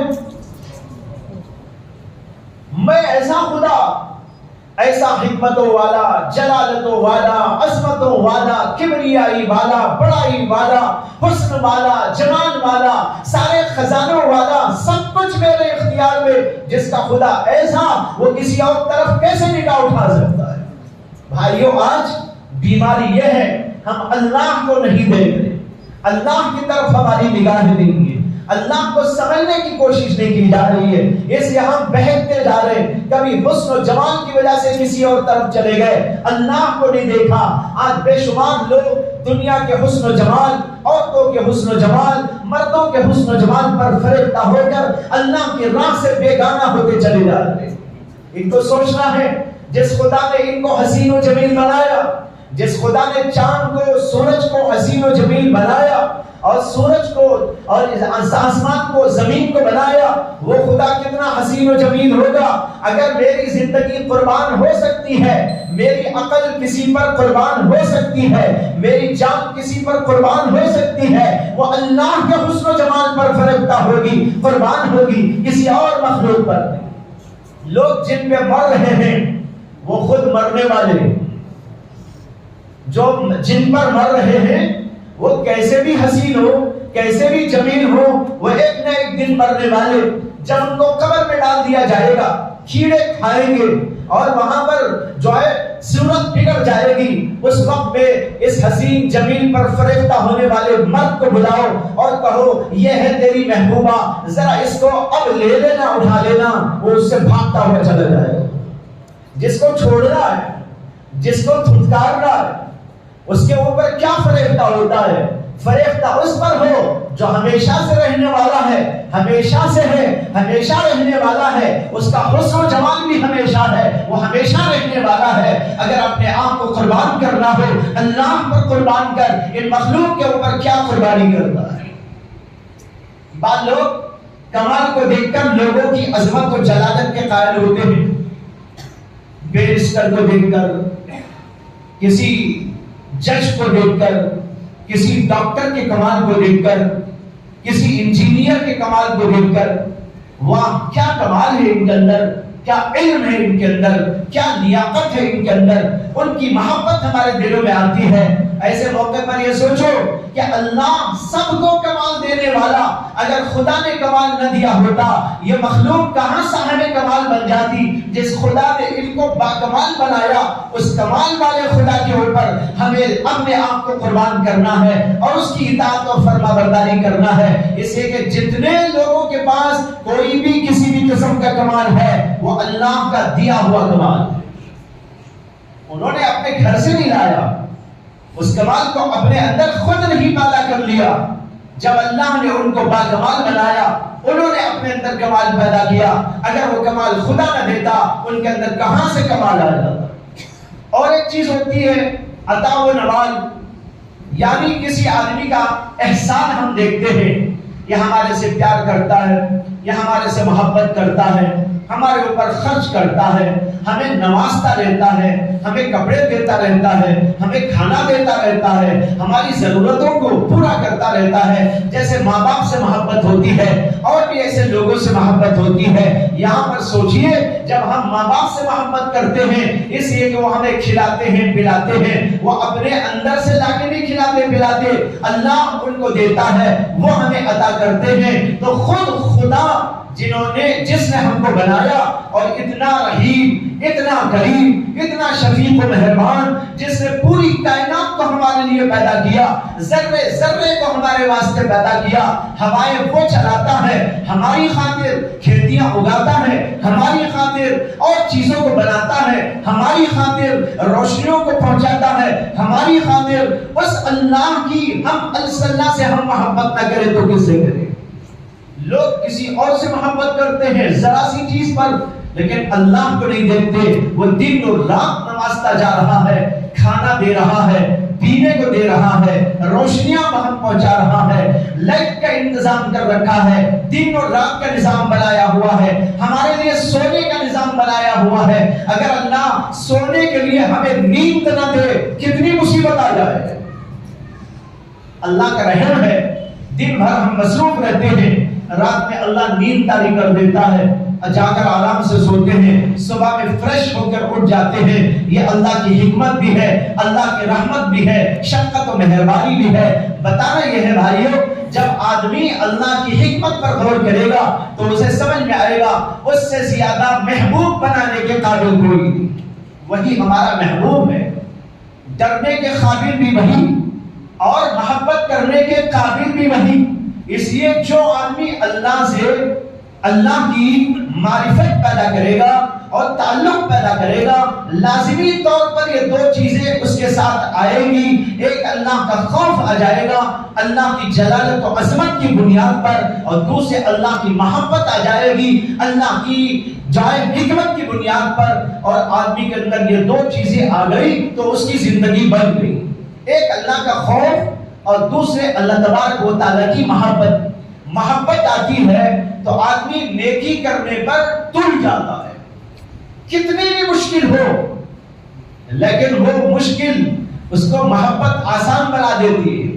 از محبت مشکل ہاں آسان شود۔ جب کوئی محبت آ جاتی ہے کسی کی، راستے کی ساری تکلیفیں برداشت کرتا ہے۔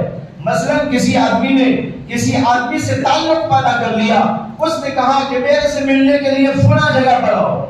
اب راستے میں پہاڑ بھی آ جائے، راستے میں کانٹے بھی آ جائیں، راستے میں سمندر بھی آ جائیں، سب کو پار کرتا ہوا جائے گا، اس لیے کہ اس سے محبت آ گئی۔ اس کی محبت ان تمام کی تمام مشکلوں کو آسان بنا دیتی ہے۔ المحبت مشکل آسان شبد، مشکلیں آسان بن جاتی ہے محبت کی وجہ سے۔ اللہ کی محبت آ جائے گی تو کوئی وجہ نہیں ہے کہ اللہ تبارک و تعالیٰ کی اطاعت میں، فرما برداری میں، بندگی میں، عبادت کرنے میں کسی آدمی کو مشکل معلوم ہو، نماز آسان ہو جائے گی، ذکر آسان ہو جائے گا، تہجد بھی آسان ہو جائے گی، راتوں میں اٹھ کر اللہ کو پکارنا بھی آسان ہو جائے گا۔ وہ رات میں سوئے گا ضرورت کے لیے، لیکن بے قراری سے سوئے گا۔ کیوں بے قراری؟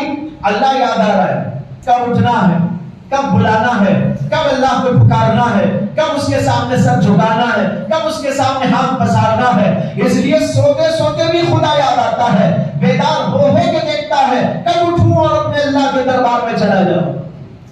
ایک صحابی کا واقعہ ہے جو ابو داؤد شریف کے اندر آیا کہ نبی اکرم صلی اللہ علیہ وسلم ایک بار جہاد کے لیے گئے، واپسی کا غالباً موقع تھا۔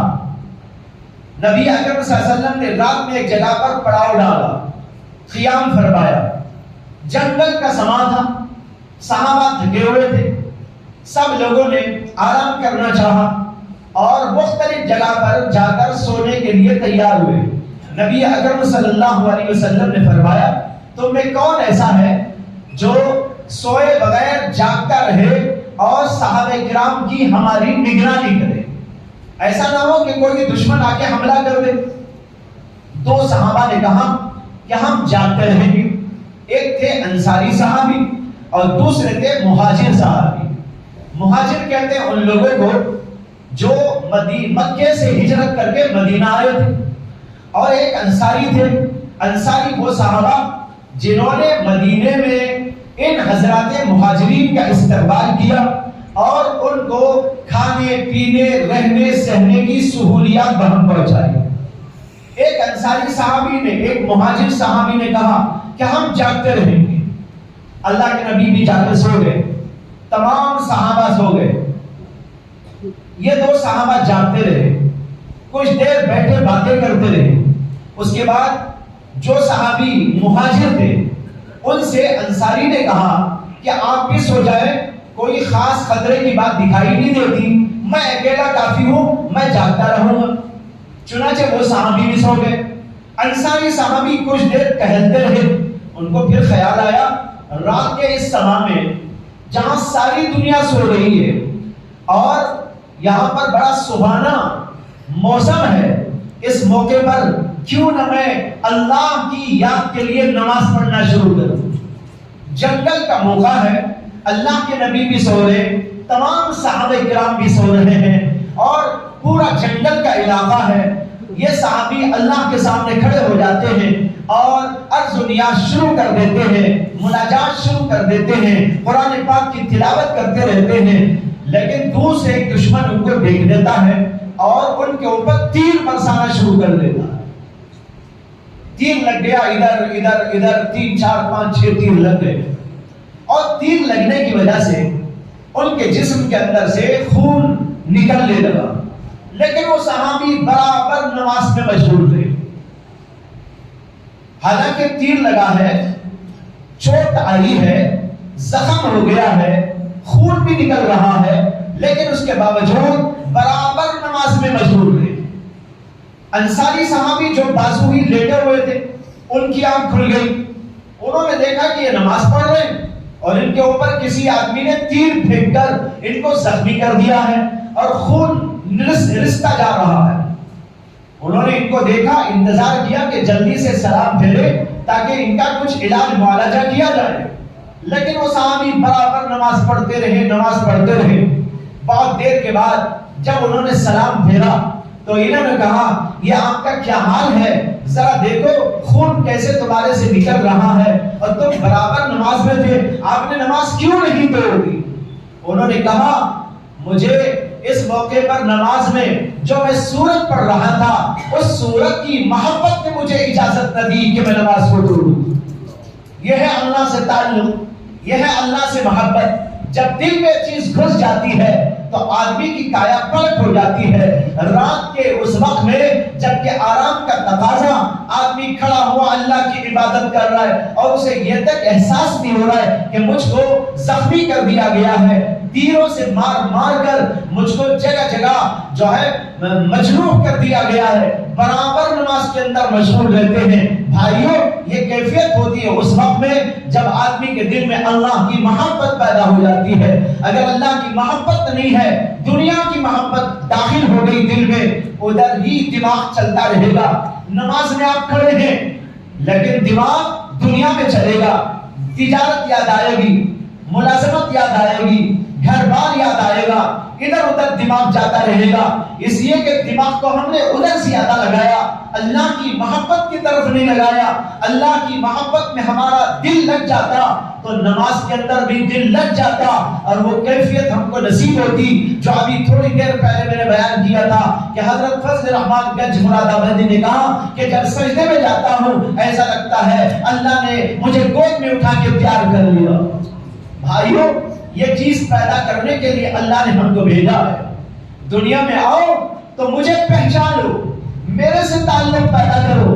تمہیں زمین سے تعلق ہے، آسمان سے تعلق ہے، چاند و سورج سے تعلق ہے، ماں باپ سے تعلق ہے، بھائی بہنوں سے تعلق ہے، رشتہ داروں سے تعلق ہے، غیروں سے تعلق ہے، پڑوسیوں سے تعلق ہے، دوستوں سے تعلق ہے۔ ان سب میں بیٹھتے ہو، باتیں کرتے ہو، بہت بڑا وقت اس میں لگاتے ہو، وہاں دلچسپی کا سامان پیدا ہو جاتا ہے، وہاں بیٹھ کے باتیں کرتے ہو، بڑا مزہ اور لطف آتا ہے، لیکن 2 رکعت میرے لیے پڑھنا تمہارے لیے عذاب معلوم ہوتا ہے۔ 2 رکعت ڈھنکی نہیں پڑھتے، جلدی جلدی کہاں کر جلدی جلدی سجدے مار کر اٹھ کے بھاگ جاتے ہو. اگر بھائیو اللہ ہم سے کہے کیا جواب ہے ہمارے پاس؟ تمہارا تعلق ساری دنیا سے، لیکن میں ہی آسمان بنانے والا، میں ہی چاند و سورج بنانے والا، تمہارے ماں باپ کو بھی میں نے ہی بنایا، تمہارے رشتہ داروں کو بھی میں نے ہی پیدا کیا، دوست بھی تمہارے میرے ہی مخلوق ہیں، اور لوگ بھی میں نے ہی پیدا کیے ہیں. ان سے باتیں کرتے ہوئے تمہیں مزہ اور لطف آتا ہے، لیکن میرے پاس آ کر کھڑے ہو کر 2 رکعت نماز پڑھنا تمہارے لیے بہت بڑی مصیبت معلوم ہوتا ہے. سجدہ تمہیں اچھا نہیں لگتا، رکوع تمہیں اچھا نہیں لگتا، میرے سے بات چیت تمہیں اچھی نہیں لگتی، کیا میرے سے محبت تم کو نہیں؟ بھائیو یہ ہے وہ تعلق مع اللہ. جب دل میں وہ چیز آ جاتی ہے پھر وہ نماز کو اگر ختم کر کے جانا بھی چاہتا ہے تو ضرورت سے جائے گا، ورنہ تو اس کا جی چاہے گا بس اسی کے سامنے پڑا رہوں، اسی کے سامنے سجدہ ریز رہوں، اسی کے سامنے سجدہ کرتا رہوں. حدیث میں آتا ہے کہ نبی اکرم صلی اللہ علیہ وسلم کے بارے میں حضرت عائشہ صدیقہ نے ایک موقع پر فرمایا، جبکہ کچھ لوگ حضرت عائشہ صدیقہ رضی اللہ عنہ کی خدمت میں گئے اور جا کر عرض کیا کہ ہم آپ سے سننا چاہتے ہیں کہ نبی اکرم صلی اللہ علیہ وسلم کی کوئی عجیب بات بیان کر دیجیے. حضور اقدس صلی اللہ علیہ وسلم کی کوئی عجیب بات بیان کر دیجیے. حضرت عائشہ نے پہلے تو کہا اللہ کے نبی کی کون سی ادا ایسی ہے جو عجیب نہیں ہے؟ سب باتیں عجیب ہی عجیب ہیں. پھر انہوں نے اپنا واقعہ بیان کیا کہ ایک رات میں اپنے بستر پر لیٹ گئی، رات گئے اللہ کے نبی علیہ السلام دیر سے تشریف لائے، آنے کے بعد میرے بستر پہ آ کے لیٹ گئے. فرماتی ہے کہ ہم سو گئے، لیٹ گئے. کچھ دیر کے بعد اللہ کے نبی علیہ السلام نے فرمایا کہ عائشہ مجھ کو جانے دو. میں نے پوچھا یا رسول اللہ کہاں؟ فرمایا کہ میں اللہ کے دربار میں جانا چاہتا ہوں. بیوی کے پاس موجود ہے، رات کا حصہ گزر گیا ہے، دن بھر کی مصروفیت رہی ہے، تھکان بھی ہوگی، آرام کا تقاضا بھی ہوگا، اور محبوب بیوی بازو موجود ہے، گرم گرم بستر اللہ کے نبی کے لیے تیار ہے. لیکن اس کے باوجود کچھ دیر کے بعد اللہ کے نبی صلی اللہ علیہ وسلم حضرت عائشہ سے کہتے ہیں عائشہ مجھ کو چھوڑ کہ میں اللہ کے دربار میں جانا چاہتا ہوں. حضرت عائشہ کا جواب تھا بڑا پیارا جواب. انہوں نے کہا یا رسول اللہ میری چاہت تو یہ ہے کہ آپ میں قریب رہیں، لیکن اگر آپ کو اللہ کے دربار میں اس وقت جانا پسند ہے تو میں اسی کو پسند کرتی ہوں. کیا پیارا جواب دیا. یعنی میری خواہش تو ہے کہ آپ میرے پاس میں رہیں، میاں بیوی کا تعلق ہے، لیکن اگر آپ کو یہ پسند ہے کہ آپ اللہ کے دربار میں جانا چاہتے ہیں تو مجھے یہ بھی پسند ہے. اس کے بعد اللہ کے نبی علیہ السلام اٹھے، وضو فرمایا، پھر اس کے بعد مصلی پہ کھڑے ہو گئے، لمبی لمبی رکعتیں پڑھتے رہے.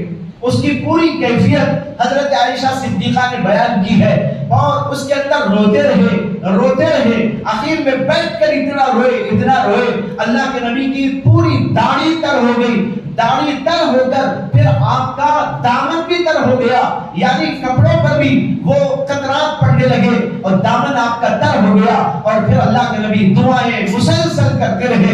اس طرح پوری رات گزر گئی. حضرت عائشہ صدیقہ نے کہا یہ ہے عجیب ترین واقعہ جو پیش آیا اللہ کے نبی صلی اللہ علیہ وسلم سے. عجیب کیوں؟ ہر آدمی سمجھ سکتا ہے کہ جب آدمی پورے دن کی مصروفیت کے بعد آتا ہے تو اس کا تقاضا تو یہ ہوتا ہے کہ آرام کرے.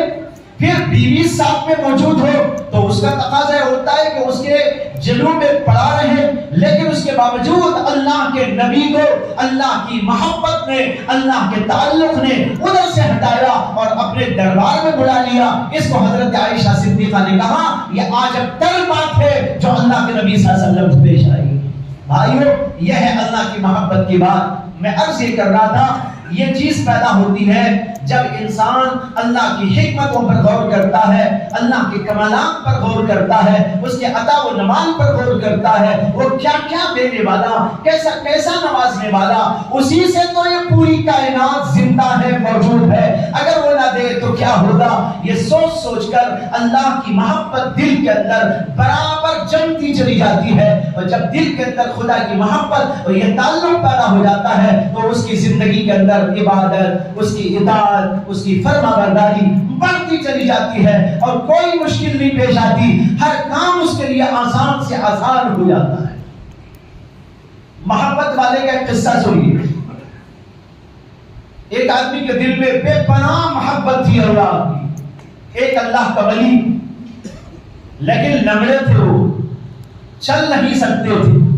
ان کے دل کے اندر آیا کہ مجھے اللہ کے گھر کا طواف کرنا چاہیے، حج کرنے کے لیے جانا چاہیے، لیکن روپیہ اور پیسہ بھی ساتھ میں نہیں ہے، اور پیر بھی چلنے کے لیے موجود نہیں، لیکن ارادہ کر لیا کہ بہرحال اس سال کا مجھے حج کرنا ہے۔ ایک سال پہلے نکل گئے حج کرنے کے لیے، اس لیے کہ ان کو تو لگڑتے لگڑتے جانا تھا، لگڑتے لگڑتے ایک علاقے سے دوسرے علاقے میں، دوسرے علاقے سے تیسرے علاقے میں ہوتے ہوتے ہوتے ان کا سفر ہو رہا تھا۔ کہیں بیچ میں ایک جگہ پر ایک گاؤں میں گئے، نماز کا وقت تھا، نماز پڑھی، کسی نے ان کو دیکھ کر کہا کہ بھائی کہاں جا رہے ہو، مسافر لگتے ہو؟ انہوں نے کہا ہاں مسافر ہوں، حج کے ارادے سے چلا ہوا ہوں۔ انہوں نے کہا سواری نہیں ہے؟ کہا کہ سواری کے پیسے میرے پاس میں نہیں ہے۔ دیکھا تو یہ حالت کے لگڑتے لگڑتے جا رہے ہیں۔ انہوں نے کہا بھائی اللہ کے لیے تھوڑا کھانا تو کھا لو میرے پاس۔ انہوں نے کہا میرے پاس ٹائم نہیں ہے، اس لیے کہ اگر کھانے کے لیے یہاں تو نے تھوڑی سی تاخیر کر دی، اور مجھے تو اتنا لمبا سفر یوں کرنا ہے لگڑتے لگڑتے، اگر خدا نخواستہ دیر ہو گئی اور وہ دن چل گیا جس کو عرفے کا دن کہتے ہیں، پھر تو اتنے مجاہدات میرے بیکار چلے جائیں گے، اس لیے میں تو رک نہیں سکتا۔ انہوں نے کہا اچھا رک نہیں سکتے تو اتنا کرو کہ جو ہے میں تمہیں کچھ روٹیاں دے دیتا ہوں، اس کو جہاں تم کھانا چاہو کھا لو۔ انہوں نے کہا ٹھیک ہے۔ انہوں نے ایک روٹیوں کا بنڈل دے دیا، انہوں نے لے لیا اور آگے بڑھ گئے۔ اس آدمی نے جس نے روٹیاں دی تھی اس نے کہا میں بھی اس سال حج کو آنے والا ہوں، لیکن میں تو اب نہیں جانے کا، مجھے تو بعد میں جانا ہے، میرے تو سواری کا انتظام ہے، میں سواری میں آؤں گا، لیکن جو ہے اب تو نہیں چلنے کا۔ بہرحال وہ صاحب چلے گئے۔ ان آدمی کے ذہن میں آیا، ان صاحب کے، کہ اس آدمی کو مجھے دیکھنا ہے، جب میں حج کو جاؤں گا تو کہیں نہ کہیں تلاش کروں گا اس آدمی کو، مجھے دیکھنا ہے کہ ان کی حالت کیا ہوگی۔ جب یہاں رہ کر اس آدمی کی خدا کی محبت کا یہ حال ہے تو وہاں جانے کے بعد اس کا کیا حال ہوگا؟ ہم جیسے لوگ بھی جاتے ہیں تو دل پسیج جاتا ہے، رونا آ جاتا ہے، دھاڑے مار کے لوگ روتے ہیں۔ گناہگار سے گنہگار آدمی بھی وہاں جاتا ہے تو اس کی حالت بدل جاتی ہے۔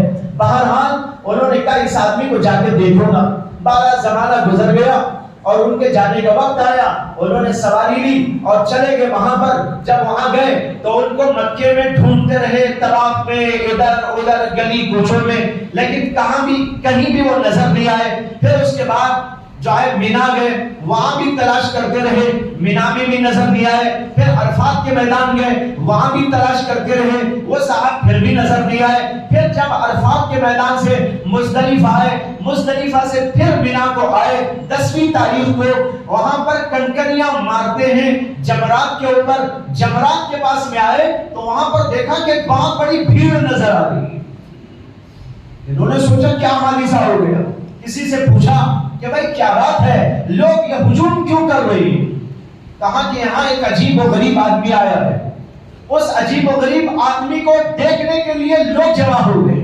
ان کے دل میں آیا شاید وہی آدمی ہوگا، لنگڑا آدمی جس کو میں وہاں ملا تھا، شاید وہی عجیب و غریب ہوگا۔ یہ سننے کے بعد وہ جو ہے لوگوں کی بھیڑ کے اندر سے گھستے گھستے راستہ بناتے بناتے آگے پہنچے، دیکھا تو واقعی وہی اندھا ہے اور سارے لوگ اس کو دیکھنے کے لیے جمع ہو گئے ہیں۔ انہوں نے پوچھا کیا ہوا؟ کہا کہ یہ آدمی ایسی دعا کر رہا ہے، اس کی دعا کے منظر کو دیکھنے کے لیے سارے لوگ جمع ہو گئے ہیں۔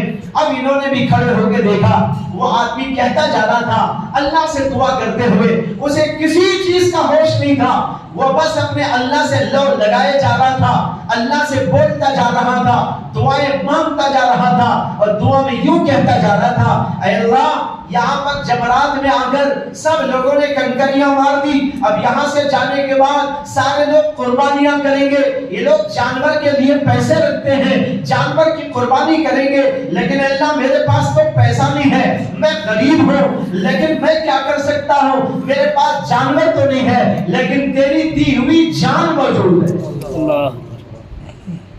ان کے پاس تو جانور موجود ہے، میرے پاس تو جان تیری دی ہوئی موجود ہے، اگر تو ان کے جانور قبول کر رہا ہے تو میری جان کیوں قبول نہیں کر رہا؟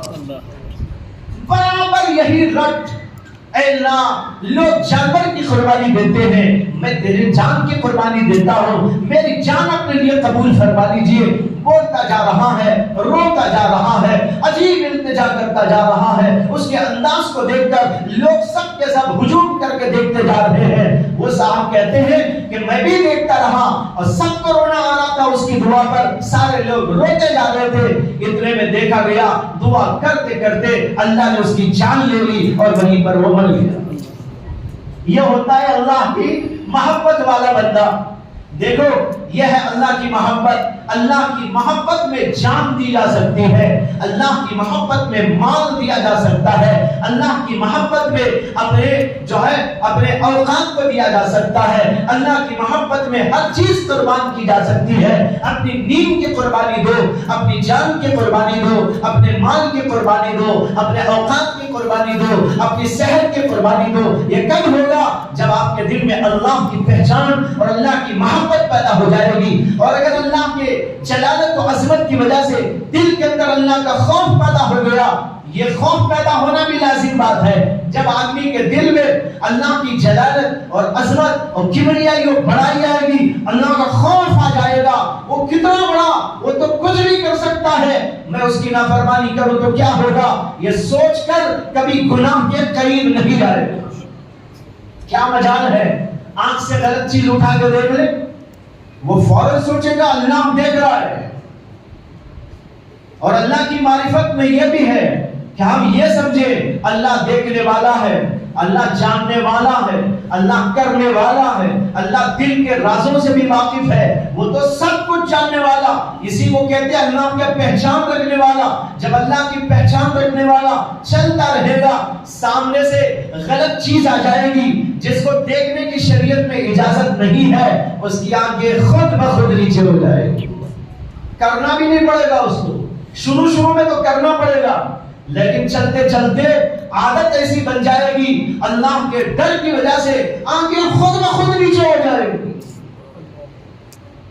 وہ چاہ کر بھی اٹھا کے دیکھنا چاہے تو نہ دیکھ پائے گا، اس لیے کہ اللہ کا ڈر اس کے دل کے اندر آ گیا، اور کوئی غلط بات اس کی زبان سے نہیں نکلے گی، آنکھوں سے غلط چیز نہیں دیکھے گا، زبان سے غلط نہیں بولے گا، ہاتھ سے غلط نہیں کرے گا، اور پیروں سے کوئی غلط کام نہیں کرے گا، کوئی کام بھی دین کا دنیا کا جو بھی ہوگا وہ شریعت کے قانون کے مطابق کرتا جائے گا، اس لیے کہ اس کے دل کے اندر اللہ کا ڈر ہے، اللہ کا ڈر آ جاتا ہے، انسان کی قائم پلٹ ہو جاتی ہے، وہ تمام اعمال کو درست کر لیتا ہے، اس لیے کہ ڈر اسے جگہ جگہ روکتا ہے، جگہ جگہ ٹوکتا ہے، یہ نہیں دیکھنا ہے، یہ نہیں چھوڑنا ہے، یہ نہیں بولنا ہے، یہ نہیں سننا ہے، یہ نہیں کرنا ہے، یہاں نہیں جانا ہے، اس لیے کہ اللہ کا ڈر اندر سے جگہ جگہ بولتا رہے گا، یہ بچ جائے گا۔ اس لیے بھائیو یہ چیز اپنے اندر پیدا کیجئے جس کا نام ہے اللہ کا خوف۔ یہ اللہ کی معرفت کی بات ہوئی۔ اسی میں ایک بات اور ذکر کروں، عنوان آج دیا گیا ہے تعلق مع اللہ اور خدمت خلق، دونوں میں جوڑ کیا ہے؟ ایک آدمی اللہ کے تعلق کے ساتھ جب زندگی کرنا چاہے گا تو جیسے کہ میں پہلے کہہ چکا ہوں، اللہ کی چاہت کے تمام کام کرے گا، جو اللہ چاہتے ہیں وہ سب کرے گا، اور اللہ کی چاہت ایک یہ بھی ہے نماز پڑھو، روزہ رکھو، ذکر کرو، تسبیح پڑھو، عبادت کرو، ریاضت کرو اور اسی کے ساتھ مخلوق کی خدمت بھی کرو۔ جب آدمی مخلوق کی خدمت کرتا ہے اس سے بھی اللہ کا تعلق مضبوط ہوتا ہے، اللہ سے وہ قریب ہوتا ہے۔ ایک حدیث میں آتا ہے کہ نبی اکرم صلی اللہ علیہ وسلم نے فرمایا کہ اللہ تعالیٰ فرماتے ہیں بندہ میرے سے قربت فرض کے درجے کی چیز سے زیادہ سے نہیں پا سکتا۔ فرض ایک ایسی چیز ہے، سب سے زیادہ میرا قرب اگر بندے کو نصیب ہوتا ہے تو فرائض کی پابندی سے نصیب ہوتا ہے، اور پھر فرائض کی پابندی کے بعد جب بندہ نوافل کی پابندی کرتا ہے، برابر پابندی کرتا چلا جاتا ہے تو یہ مقام اس کو ملتا ہے، میں اس کا ہاتھ بن جاتا ہوں جس سے وہ پکڑتا ہے، میں اس کے پیر بن جاتا ہوں جس سے وہ چلتا ہے، میں اس کی آنکھ بن جاتا ہوں جس سے وہ دیکھتا ہے، میں اس کے کان بن جاتا ہوں جس سے کہ وہ سنتا ہے۔ یہ حدیث پاک ہے، بخاری شریف کی حدیث ہے۔ کیا مطلب اس کا؟ فرائض کی پابندی کے ساتھ جب بندہ نوافل کی پابندی کرتا ہے اللہ سے ایسی قربت اور اللہ سے ایسا تعلق پیدا ہو جاتا ہے کہ وہ اللہ کی نافرمانی کر ہی نہیں سکتا۔ جیسے آنکھ اللہ جو چاہتے ہیں آنکھ سے وہی دیکھے گا، جو زبان سے اللہ بلوانا چاہتے ہیں وہی بولے گا، کانوں سے وہی سنے گا جو اللہ اسے سنانا چاہتے ہیں، اور کوئی کام ایسا نہیں کرے گا جو اللہ کی مرضی کے خلاف ہو۔ یہ اس حدیث پاک کا مطلب ہے۔ میں عرض کر رہا تھا اس میں فرائض کا لفظ آیا اور ایک نوافل کا لفظ آیا۔ یہ نوافل اور فرائض کا جو لفظ اس میں آیا ہے اس کے اندر صرف فرض نمازیں بھی ہیں، زکوٰۃ بھی ہے، حج بھی ہے، قربانی بھی ہے، اس طرح کی سب چیزیں بھی ہیں۔ نوافل کے اندر بھی اسی طرح بہت سارے نوافل ہیں۔ نوافل میں نفل نمازیں بھی ہیں، نفل روزے بھی ہیں، نفل صدقات بھی ہیں۔ یہ صدقات جو نفل ہیں اسی کے ذریعے سے ہم مخلوق کی خدمت کر سکتے ہیں۔ فرض درجے کی چیز تو ہے زکوٰۃ۔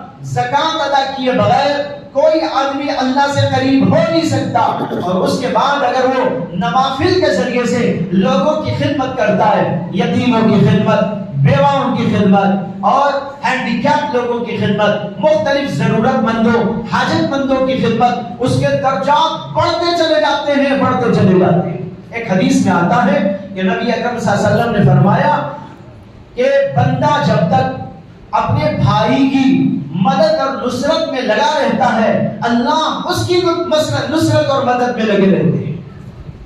آپ کا کوئی بھائی ہے، سگا بھائی ہو یا ایمانی بھائی، اس کی خدمت آپ کریں، اس کی ضرورت کو پورا کریں، اس کی امداد کریں۔ جب تک آپ اس کی امداد کر رہے اللہ آپ کی امداد کے اندر لگے رہتے ہیں۔ ایک حدیث میں آتا ہے نبی اکرم صلی اللہ علیہ وسلم نے فرمایا کہ جو آدمی یتیموں کی، بیواؤں کی، مساکین کی خدمت کرتا ہے اور ان کا تعاون کرتا ہے اس کو ایسے ہی درجہ ملتا ہے جیسے کہ پوری رات عبادت کرنے والے اور دن بھر روزہ رکھنے والے کو ثواب ملتا ہے۔ اب دیکھو کتنا بڑا ثواب اس کا ہے۔ یتیموں کی خدمت، بیواؤں کی خدمت، ضرورت مندوں کی خدمت، ان کی حاجت اور ضرورتوں کو پورا کرنے کا لحاظ، اس کے لیے اپنا پیسہ ہی نہیں اور طرح کی خدمت آپ کر سکتے ہیں۔ جب اس طریقے پر کریں گے فرمایا کہ اس کا درجہ ایسا بن جاتا ہے جیسے کہ اس آدمی کا درجہ جو دن بھر روزہ رکھتا ہو، رات بھر عبادت کرتا ہو۔ اور ایک حدیث میں فرمایا جو یتیم کی کفالت کرنے والا ہے وہ آدمی اور میں جنت میں ایسا ہوں گے جیسے کہ دو انگلیاں۔ آپ نے یہ انگلیاں دکھائی اور فرمایا دو انگلیاں جیسے بازو ہیں، اسی طرح یتیم کی کفالت کرنے والا، اس کی خدمت کرنے والا اور میں، فرمایا کہ ہم دونوں بھی پاس رہیں گے جنت کے اندر۔ اتنا بڑا مقام ہے اس آدمی کا جو یتیموں کی کفالت کرتا ہے۔ معلوم ہوا یہ بہت اہم ترین شعبہ ہے، اس کے ذریعے آدمی اللہ سے تعلق کو مضبوط کر سکتا ہے۔ ایک حدیث سنا کر بات ختم کرتا ہوں۔ مسلم شریف کی حدیث ہے کہ نبی اکرم صلی اللہ علیہ وسلم نے فرمایا کہ قیامت کے دن اللہ تبارک و تعالیٰ کے دربار میں جب پیش کیا جائے گا اللہ تعالیٰ فرمائیں گے کہ ارے بندے میں بیمار ہو گیا تھا تو نے مجھے آ کے نہیں دیکھا، ارے بندے میں بھوکا تھا تو نے مجھے کھانا نہیں کھلایا، ارے بندے میں تو پیاسا تھا اور تو نے مجھے پانی نہیں پلایا، اے بندے میں تو ننگا تھا تو نے مجھے کپڑا نہیں پہنایا۔ وہ بندہ پریشان ہوگا اور کہے گا کہ اللہ آپ ننگے ہو سکتے ہیں، آپ بھوکے ہو سکتے ہیں، آپ پیاسے ہو سکتے ہیں، آپ بیمار ہو سکتے ہیں، ایسا تو ہو نہیں سکتا، اس لیے کہ ساری دنیا کو دینے والے آپ بھوکے پیاسے ننگے بیمار کیسے ہو سکتے ہیں؟ تب اللہ فرمائیں گے تیرے پڑوس میں، تیرے قریب میں یا تیرے رشتہ داروں میں، تیرے جاننے والوں میں فلاں آدمی بھوکا تھا، اگر تو ان کو کھانا کھلانے جاتا وہاں مجھ کو پا لیتا، اگر تو فلاں جگہ پر بیمار تھا اس کی عیادت کے لیے جاتا وہاں مجھ کو پا لیتا، فلاں آدمی ضرورت مند تھا وہاں جا کر اس کی حاجت ضرورت کو پورا کرتا وہاں مجھ کو پا لیتا۔ یہ فرماتے ہیں رسول اکرم صلی اللہ علیہ وسلم کہ قیامت کے دن اللہ بندے سے یہ فرمائے۔ معلوم ہوا کہ آدمی کو اگر اپنے اللہ سے تعلق اور محبت کو بڑھانا ہے تو اس کا ایک طریقہ یہ بھی ہے نماز کے ساتھ، ذکر کے ساتھ، تسبیحات کے ساتھ اور نیکیوں کے کرنے کے ساتھ ساتھ کہ وہ سخاوت کا معاملہ کرے اور رفاہی کاموں میں اور ضرورت مندوں کی خدمت میں اپنے آپ کو وقف کرے لگائے، اس کے ذریعے بھی بہت ہی بلند ترین مقام نصیب ہوتا ہے۔ ایک حدیث ہے ابو داؤد شریف میں کہ ایک بار اللہ کے نبی علیہ السلام جہاد سے واپس ہو رہے تھے، ایک صحابی تھے وہ بس نماز ہی نماز پڑھتے رہتے تھے، دعائیں کرتے رہتے تھے، ذکر اذکار میں لگے رہتے تھے اور کوئی کام نہیں کرتے۔ صحابہ کرام نے نبی اکرم صلی اللہ علیہ وسلم سے جا کر ان کی تعریف کی اور کہا کہ یا رسول اللہ فلاں صحابی جو ہمارے ساتھ میں ہے ان کا عجیب حال ہے، دن رات عبادت عبادت عبادت، ذکر، تسبیح، نماز، دعا، بس اسی میں لگے رہتے ہیں۔ تو اللہ کے نبی صلی اللہ علیہ وسلم نے فرمایا اچھا جب وہ اسی میں لگے رہتے ہیں تو ان کا سامان، ان کے کھانے کا نظام اور ان کی ضروریات یہ سب کون پورے کرتا ہے؟ صحابہ نے کہا ہم پورے کر لیتے ہیں، ان کو چھوڑ دیا ہم نے کہ وہ کرتے رہیں اور ہم ان کی خدمت کر دیا کرتے ہیں، ان کا سامان ہم اٹھا کے چلتے ہیں اور ان کے لیے کھانے پینے کا نظام بنا دیتے ہیں، بس ان کو عبادت کے لیے ہم نے چھوڑ دیا، سارا کام ہم سنبھال لیتے ہیں۔ ابو داؤد کی حدیث میں ہے کہ جب صحابہ کرام نے یہ بات فرمائی تو اللہ کے رسول نے ارشاد فرمایا پھر تو تمہارا درجہ ان سے بھی بلند ہے، پھر تو تمہارا درجہ ان سے بھی بلند ہے، اس لیے کہ وہ عبادت کر رہے ٹھیک ہے بہت بڑا کام ہے، لیکن تم جو ان کی خدمت کرتے ہوئے عبادت کر رہے تمہارا مرتبہ تو ان سے بھی آگے ہو گیا۔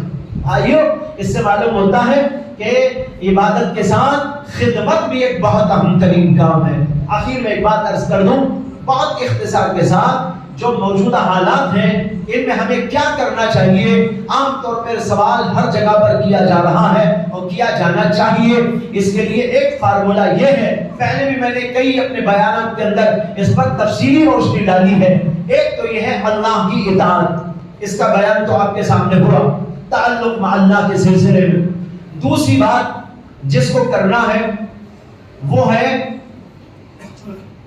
اطاعت کے ساتھ خدمت، جس کا ذکر ابھی آپ کے سامنے میں نے کیا، اور تیسرا کام ہے وحدت، اتحاد پیدا کرنا۔ آج بڑے اختلافات ہمارے اندر ہیں اور ان اختلافات کی وجہ سے ہماری قوت و طاقت و شان شوکت سب پاش ہو گئی، اس لیے اتحاد پیدا کرنا، خاندانوں میں اتحاد، رشتہ داریوں میں اتحاد، پڑوسیوں میں اتحاد، محلے والوں میں اتحاد، شہریوں میں اتحاد، پھر اور شہر آگے بڑھتے ہوئے پورے عالمی پیمانے پر اتحاد، یہ آج اتحاد پیدا کرنا انتہائی ضروری۔ پہلے اطاعت، دوسرے نمبر پر خدمت، تیسرے نمبر پر یہ بات عرض کی جس کا نام ہے وحدت، اور چوتھے نمبر پر بات ہے دعوت، غیروں کو اور اپنوں کو اللہ کے دین کی دعوت دیجیے، ان کو بتائیے اللہ کا دین کیا ہے، مسلمان کیوں آئے ہیں دنیا میں، اللہ نے ان کو کس کام کے لیے بھیجا۔ کنتم خیر امۃ اخرجت للناس تأمرون بالمعروف وتنہون عن المنکر، ان کو بتانا ہے اسلام کی خوبیاں سمجھانا ہے، اسلام ان کو کیا دے رہا ہے وہ بتانا ہے۔ ہم نے آج تک یہی نہیں سمجھا اسلام نے ہمیں کچھ عطا کیا ہے تو ہم غیروں کو کیا کہیں گے کہ اسلام نے ہم کو تم کو کیا عطا کیا ہے۔ پہلے یہ سمجھو کہ اللہ نے، اسلام نے ہم کو کیا دیا، کیا تہذیب دی، اللہ کے تعلق دیا، اللہ عطا کیا، نبی عطا فرمایا، قرآن عطا فرمایا، علوم عطا فرمائے، اور جو ہے دین عطا فرمایا، ایمان عطا فرمایا۔ یہ ایسی بڑی بڑی دولتیں ہیں۔ آج پوری دنیا پیاسی ہے، آج تلاش میں ہے لوگ کہ ہم کو سکون کہاں ملے گا، تلاش میں ہے لوگ کہ کس چیز کے اندر سکون ملتا ہے۔ ان کو یہ آیت آپ سنائیں، الا بذکر اللہ تطمئن القلوب، کان کھول کر سن لو۔ اللہ نے یہ بات ایسے ہی نہیں بتائی، سب سے پہلے اللہ کا ڈنڈا چلایا ہم کو بیدار کرنے کے لیے۔ کان کھول کر سنو، بیدار ہو کر سنو، سو کے نہ سنو، غفلت کے ساتھ میں نہ سنو۔ اللہ خبردار بیدار ہو اور سنو، بڑی اہم بات بیان کی جا رہی ہے۔ بذکر اللہ تطمئن القلوب، اللہ کے ذکر سے، اللہ پر ایمان لانے سے، اللہ کی اطاعت فرما برداری کرنے سے، اللہ سے تعلق پیدا کرنے سے انسان کو قلوب کا اطمینان ملتا ہے۔ اگر قلوب کا اطمینان چاہتے ہو اس کے اندر آ جاؤ۔ یہ پوری دنیا کو سنانے کی ضرورت ہے، لیکن ہم نے ابھی تک نہیں سمجھا ہمارے لیے یہ چیز ہے تو ہم دوسروں کو کیا سمجھائیں۔ اس لیے بھائیوں یہ 4 باتیں یاد رکھ لیجئے، اطاعت، خدمت، وحدت اور دعوت۔ دعوت کے معنی سب لوگوں کو دین کی طرف بلانا، حکمت کے ساتھ، موعظت حسنہ کے ساتھ، یہ ہمارا کام ہے۔ اللہ نے قرآن میں اس کے بارے میں کہا، ادعو الی سبیل ربک بالحکمہ والموعظۃ الحسنہ وجادلہم باللتی ہی احسن۔ ان چیزوں پر اگر عمل پیرا ہوں گے حالات انشاءاللہ بہتر سے بہتر ہوتے جائیں گے، لیکن یہ کام چونکہ ہم نہیں کر رہے اس لیے حالات نہیں بدل رہے ہیں۔ ہم جب بدلیں گے اللہ حالات بدلائیں گے۔ حالات کا بدلنا ہمارے اختیار میں نہیں ہے، اپنے آپ کو بدلنا ہمارے اختیار میں ہے۔ ہم اپنے آپ کو اپنے اختیار سے بدلیں گے، اللہ اپنا اختیار استعمال فرما کر حالات کو بدل ڈالیں گے۔ اس کے لیے ہم کو یہ سب کام کرنے کی ضرورت ہے۔ وآخر دعوانا ان الحمد للہ رب العالمین۔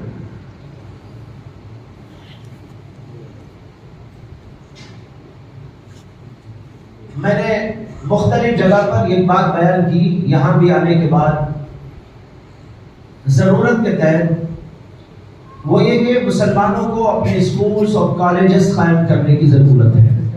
جو حالات اس وقت آ رہے ہیں، حالات اس سے ابتر آنے والے ہیں۔ ابھی تو 1-2 مسئلے چھڑے ہوئے ہیں، پردے کا مسئلہ آ گیا، ہماری بچیاں پردے کے ساتھ جانے والی بے پردہ ہو کے جائیں، ان کا مطالبہ ہے۔ لیکن مسئلہ آ کر اسی پر ختم نہیں ہو جائے گا۔ اگر کل نیو ایجوکیشن پالیسی آ جائے گی تو پھر تو پورا نظام چینج ہو جائے گا، اور پورا نظام چینج ہو کر اس کے اندر زعفرانی رنگ میں سب کو رہنے کی کوشش کی جائے گی۔ تب جو حالات پیدا ہوں گے اس سے بچنے کے لیے کیا کرنا چاہیے؟ ہمارے اپنے اسکولز ہونا چاہیے، ہمارے کالجز ہونا چاہیے، ہمارے بچوں کے لیے بہترین تعلیم کا اس کے اندر نظام ہونا چاہیے۔ وہاں پر ہمارے بچے دینی ماحول کے اندر تربیت پائے۔ تعلیم کا نظام تو ادھر سے لے لیا جائے، لیکن تعلیم جو دی جائے وہ ہمارے نظام کے مطابق، ہمارے انداز کے مطابق، دینی ماحول کے اندر، دینی رنگ کے اندر رنگتے ہوئے ان کو دی جائے۔ تب جا کر اس سے ہم کسی طور پر اپنے آپ کو، اپنے بچوں کو بچانے میں کامیاب ہو سکتے ہیں۔ اگر ہمارے پاس ایسے اسکولز نہیں ہیں، کالجز نہیں ہیں، تو آپ سب بھی کہیں گے کہ بھائی کیا ہے، جانا پڑے گا، نہیں تو ہم کیسے اناڑی رہیں، کیسے ہم جاہل رہیں، ہمارے بچوں کو تو کہیں پڑھنے جانا ہے، اب کیا کریں، مجبوری ہے۔ جی آپ مجبوری کے بہانے اپنے بچوں کو اسکول میں بھیجیں گے، وہاں جانے کے بعد وہ تعلیم یافتہ تو ہو جائیں گے لیکن ایمان والے برقرار نہیں رہیں گے۔ تب کیا ہوگا؟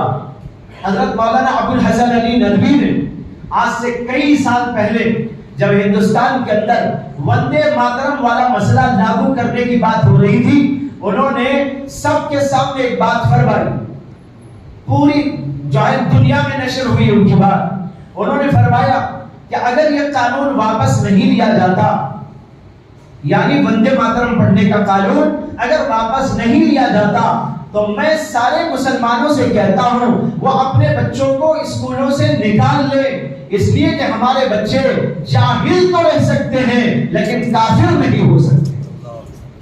ہمارے بچے جاہل رہے کوئی بات نہیں، لیکن کافر نہیں ہو سکتے۔ یہ اصل چیز ہے، ہمارا سرمایہ ہے ایمان، ہم اس کو بگاڑ نہیں سکتے، اس کے اندر خلل نہیں ڈال سکتے۔ اس لیے ہم کو اور آپ کو کوشش کرنی چاہیے کہ ہم اس دور کے آنے سے پہلے اپنے اسکولوں کالجوں کے کھولنے کی کوشش کریں۔ ہمارے ہاں مالداروں کی کیا کمی ہے، ہمارے ہاں ان لوگوں کی کیا کمی ہے جو پڑھے لکھے لوگ موجود ہیں، بہت بڑا پڑھا لکھا طبقہ موجود ہے۔ یہ پڑھا لکھا طبقہ اور مالداروں کا طبقہ اپنے ساتھ علماء کو لے کر دینی نظام کے ساتھ، دینی ماحول کے ساتھ تعلیم کا بہتر سے بہتر نظام قائم کرنے کے لیے اسکول کالج جگہ جگہ کھولتے چلے جائیں، اس سے بہتر کوئی سبیل نہیں۔ میں آپ کو ایک بات سناتا ہوں، میں کئی سال پہلے بھٹکل گیا تھا، حضرت مولانا الیاس صاحب بھٹکلی یہاں بھی غالباً کئی دفعہ آئے ہو، ان کا ایک اسکول چلتا ہے وہاں علی پبلک اسکول کے نام سے، وہاں پر وہ لے گئے تو ان کے آفس میں انہوں نے بٹھایا تو ایک طرف ایک بہت بڑا بورڈ نظر آیا، تو وہ بورڈ میں پڑھنے لگا کیا ہے، وہ حضرت مولانا ابو الحسن علی ندوی نور اللہ مرقدہ کا بیان کا ایک اقتباس ہے۔ اہمیت کی وجہ سے انہوں نے اس اقتباس کو نکال کر بڑے بورڈ میں چسپاں کر دیا، اس کے اندر کیا لکھا ہوا ہے وہ سناتا ہوں۔ اور یہ حضرت کا بیان آج سے قریب 50 سال پہلے کا ہے۔ کتنا؟ آج سے 50 سال پہلے کا۔ اس وقت انہوں نے بیان کیا تھا، 50 سال میں تو پتہ نہیں حالت کہاں سے کہاں پہنچ گئی ہوگی۔ 50 سال پہلے حضرت اس کے اندر بیان فرماتے ہیں کہ اس وقت الحاد اور تحریت کو ختم کرنے کے لیے مسلمانوں کو اپنے اپنے اسکولز کالجز قائم کرنا ضروری ہے۔ دہریت اور الحاد کو ختم کرنے، اس کا مقابلہ کرنے کے لیے اس سے بہتر کوئی سبیل نہیں۔ یہ آج سے 50 سال پہلے انہوں نے فرمایا۔ میں کہتا ہوں یہ الہامی جملہ ہے، اللہ نے ان پر الہام کیا تھا، ان کی زبان سے نکالا گیا اور ہم تک پہنچایا گیا۔ آج یہ دور ہم دیکھ رہے ہیں اور ہم مجبور ہو کر رہے ہیں۔ اگر اسی وقت میں کام شروع کر دیا جاتا تو آج 50 برس کے اندر ہماری ہزار اسکول ہوتی، لیکن آج کو کیا حال ہے، قحط ہے، چند اسکولیں ہیں، اس کا بھی نظام ابھی کافی غور طلب ہے اور بہتر بنانے کی کوشش کرنا ہے۔ اس لیے میں مالداروں کو اپیل کرتا ہوں اور پڑھے لکھے لوگوں کو بھی اپیل کرتا ہوں کہ وہ اس کے بارے میں غور و فکر کریں، اپنے اپنے علاقوں کی حد تک کچھ نہ کچھ اس سلسلے میں جد و جہد جاری ہو جائے۔ وآخر دعوانا ان الحمد للہ رب العالمین۔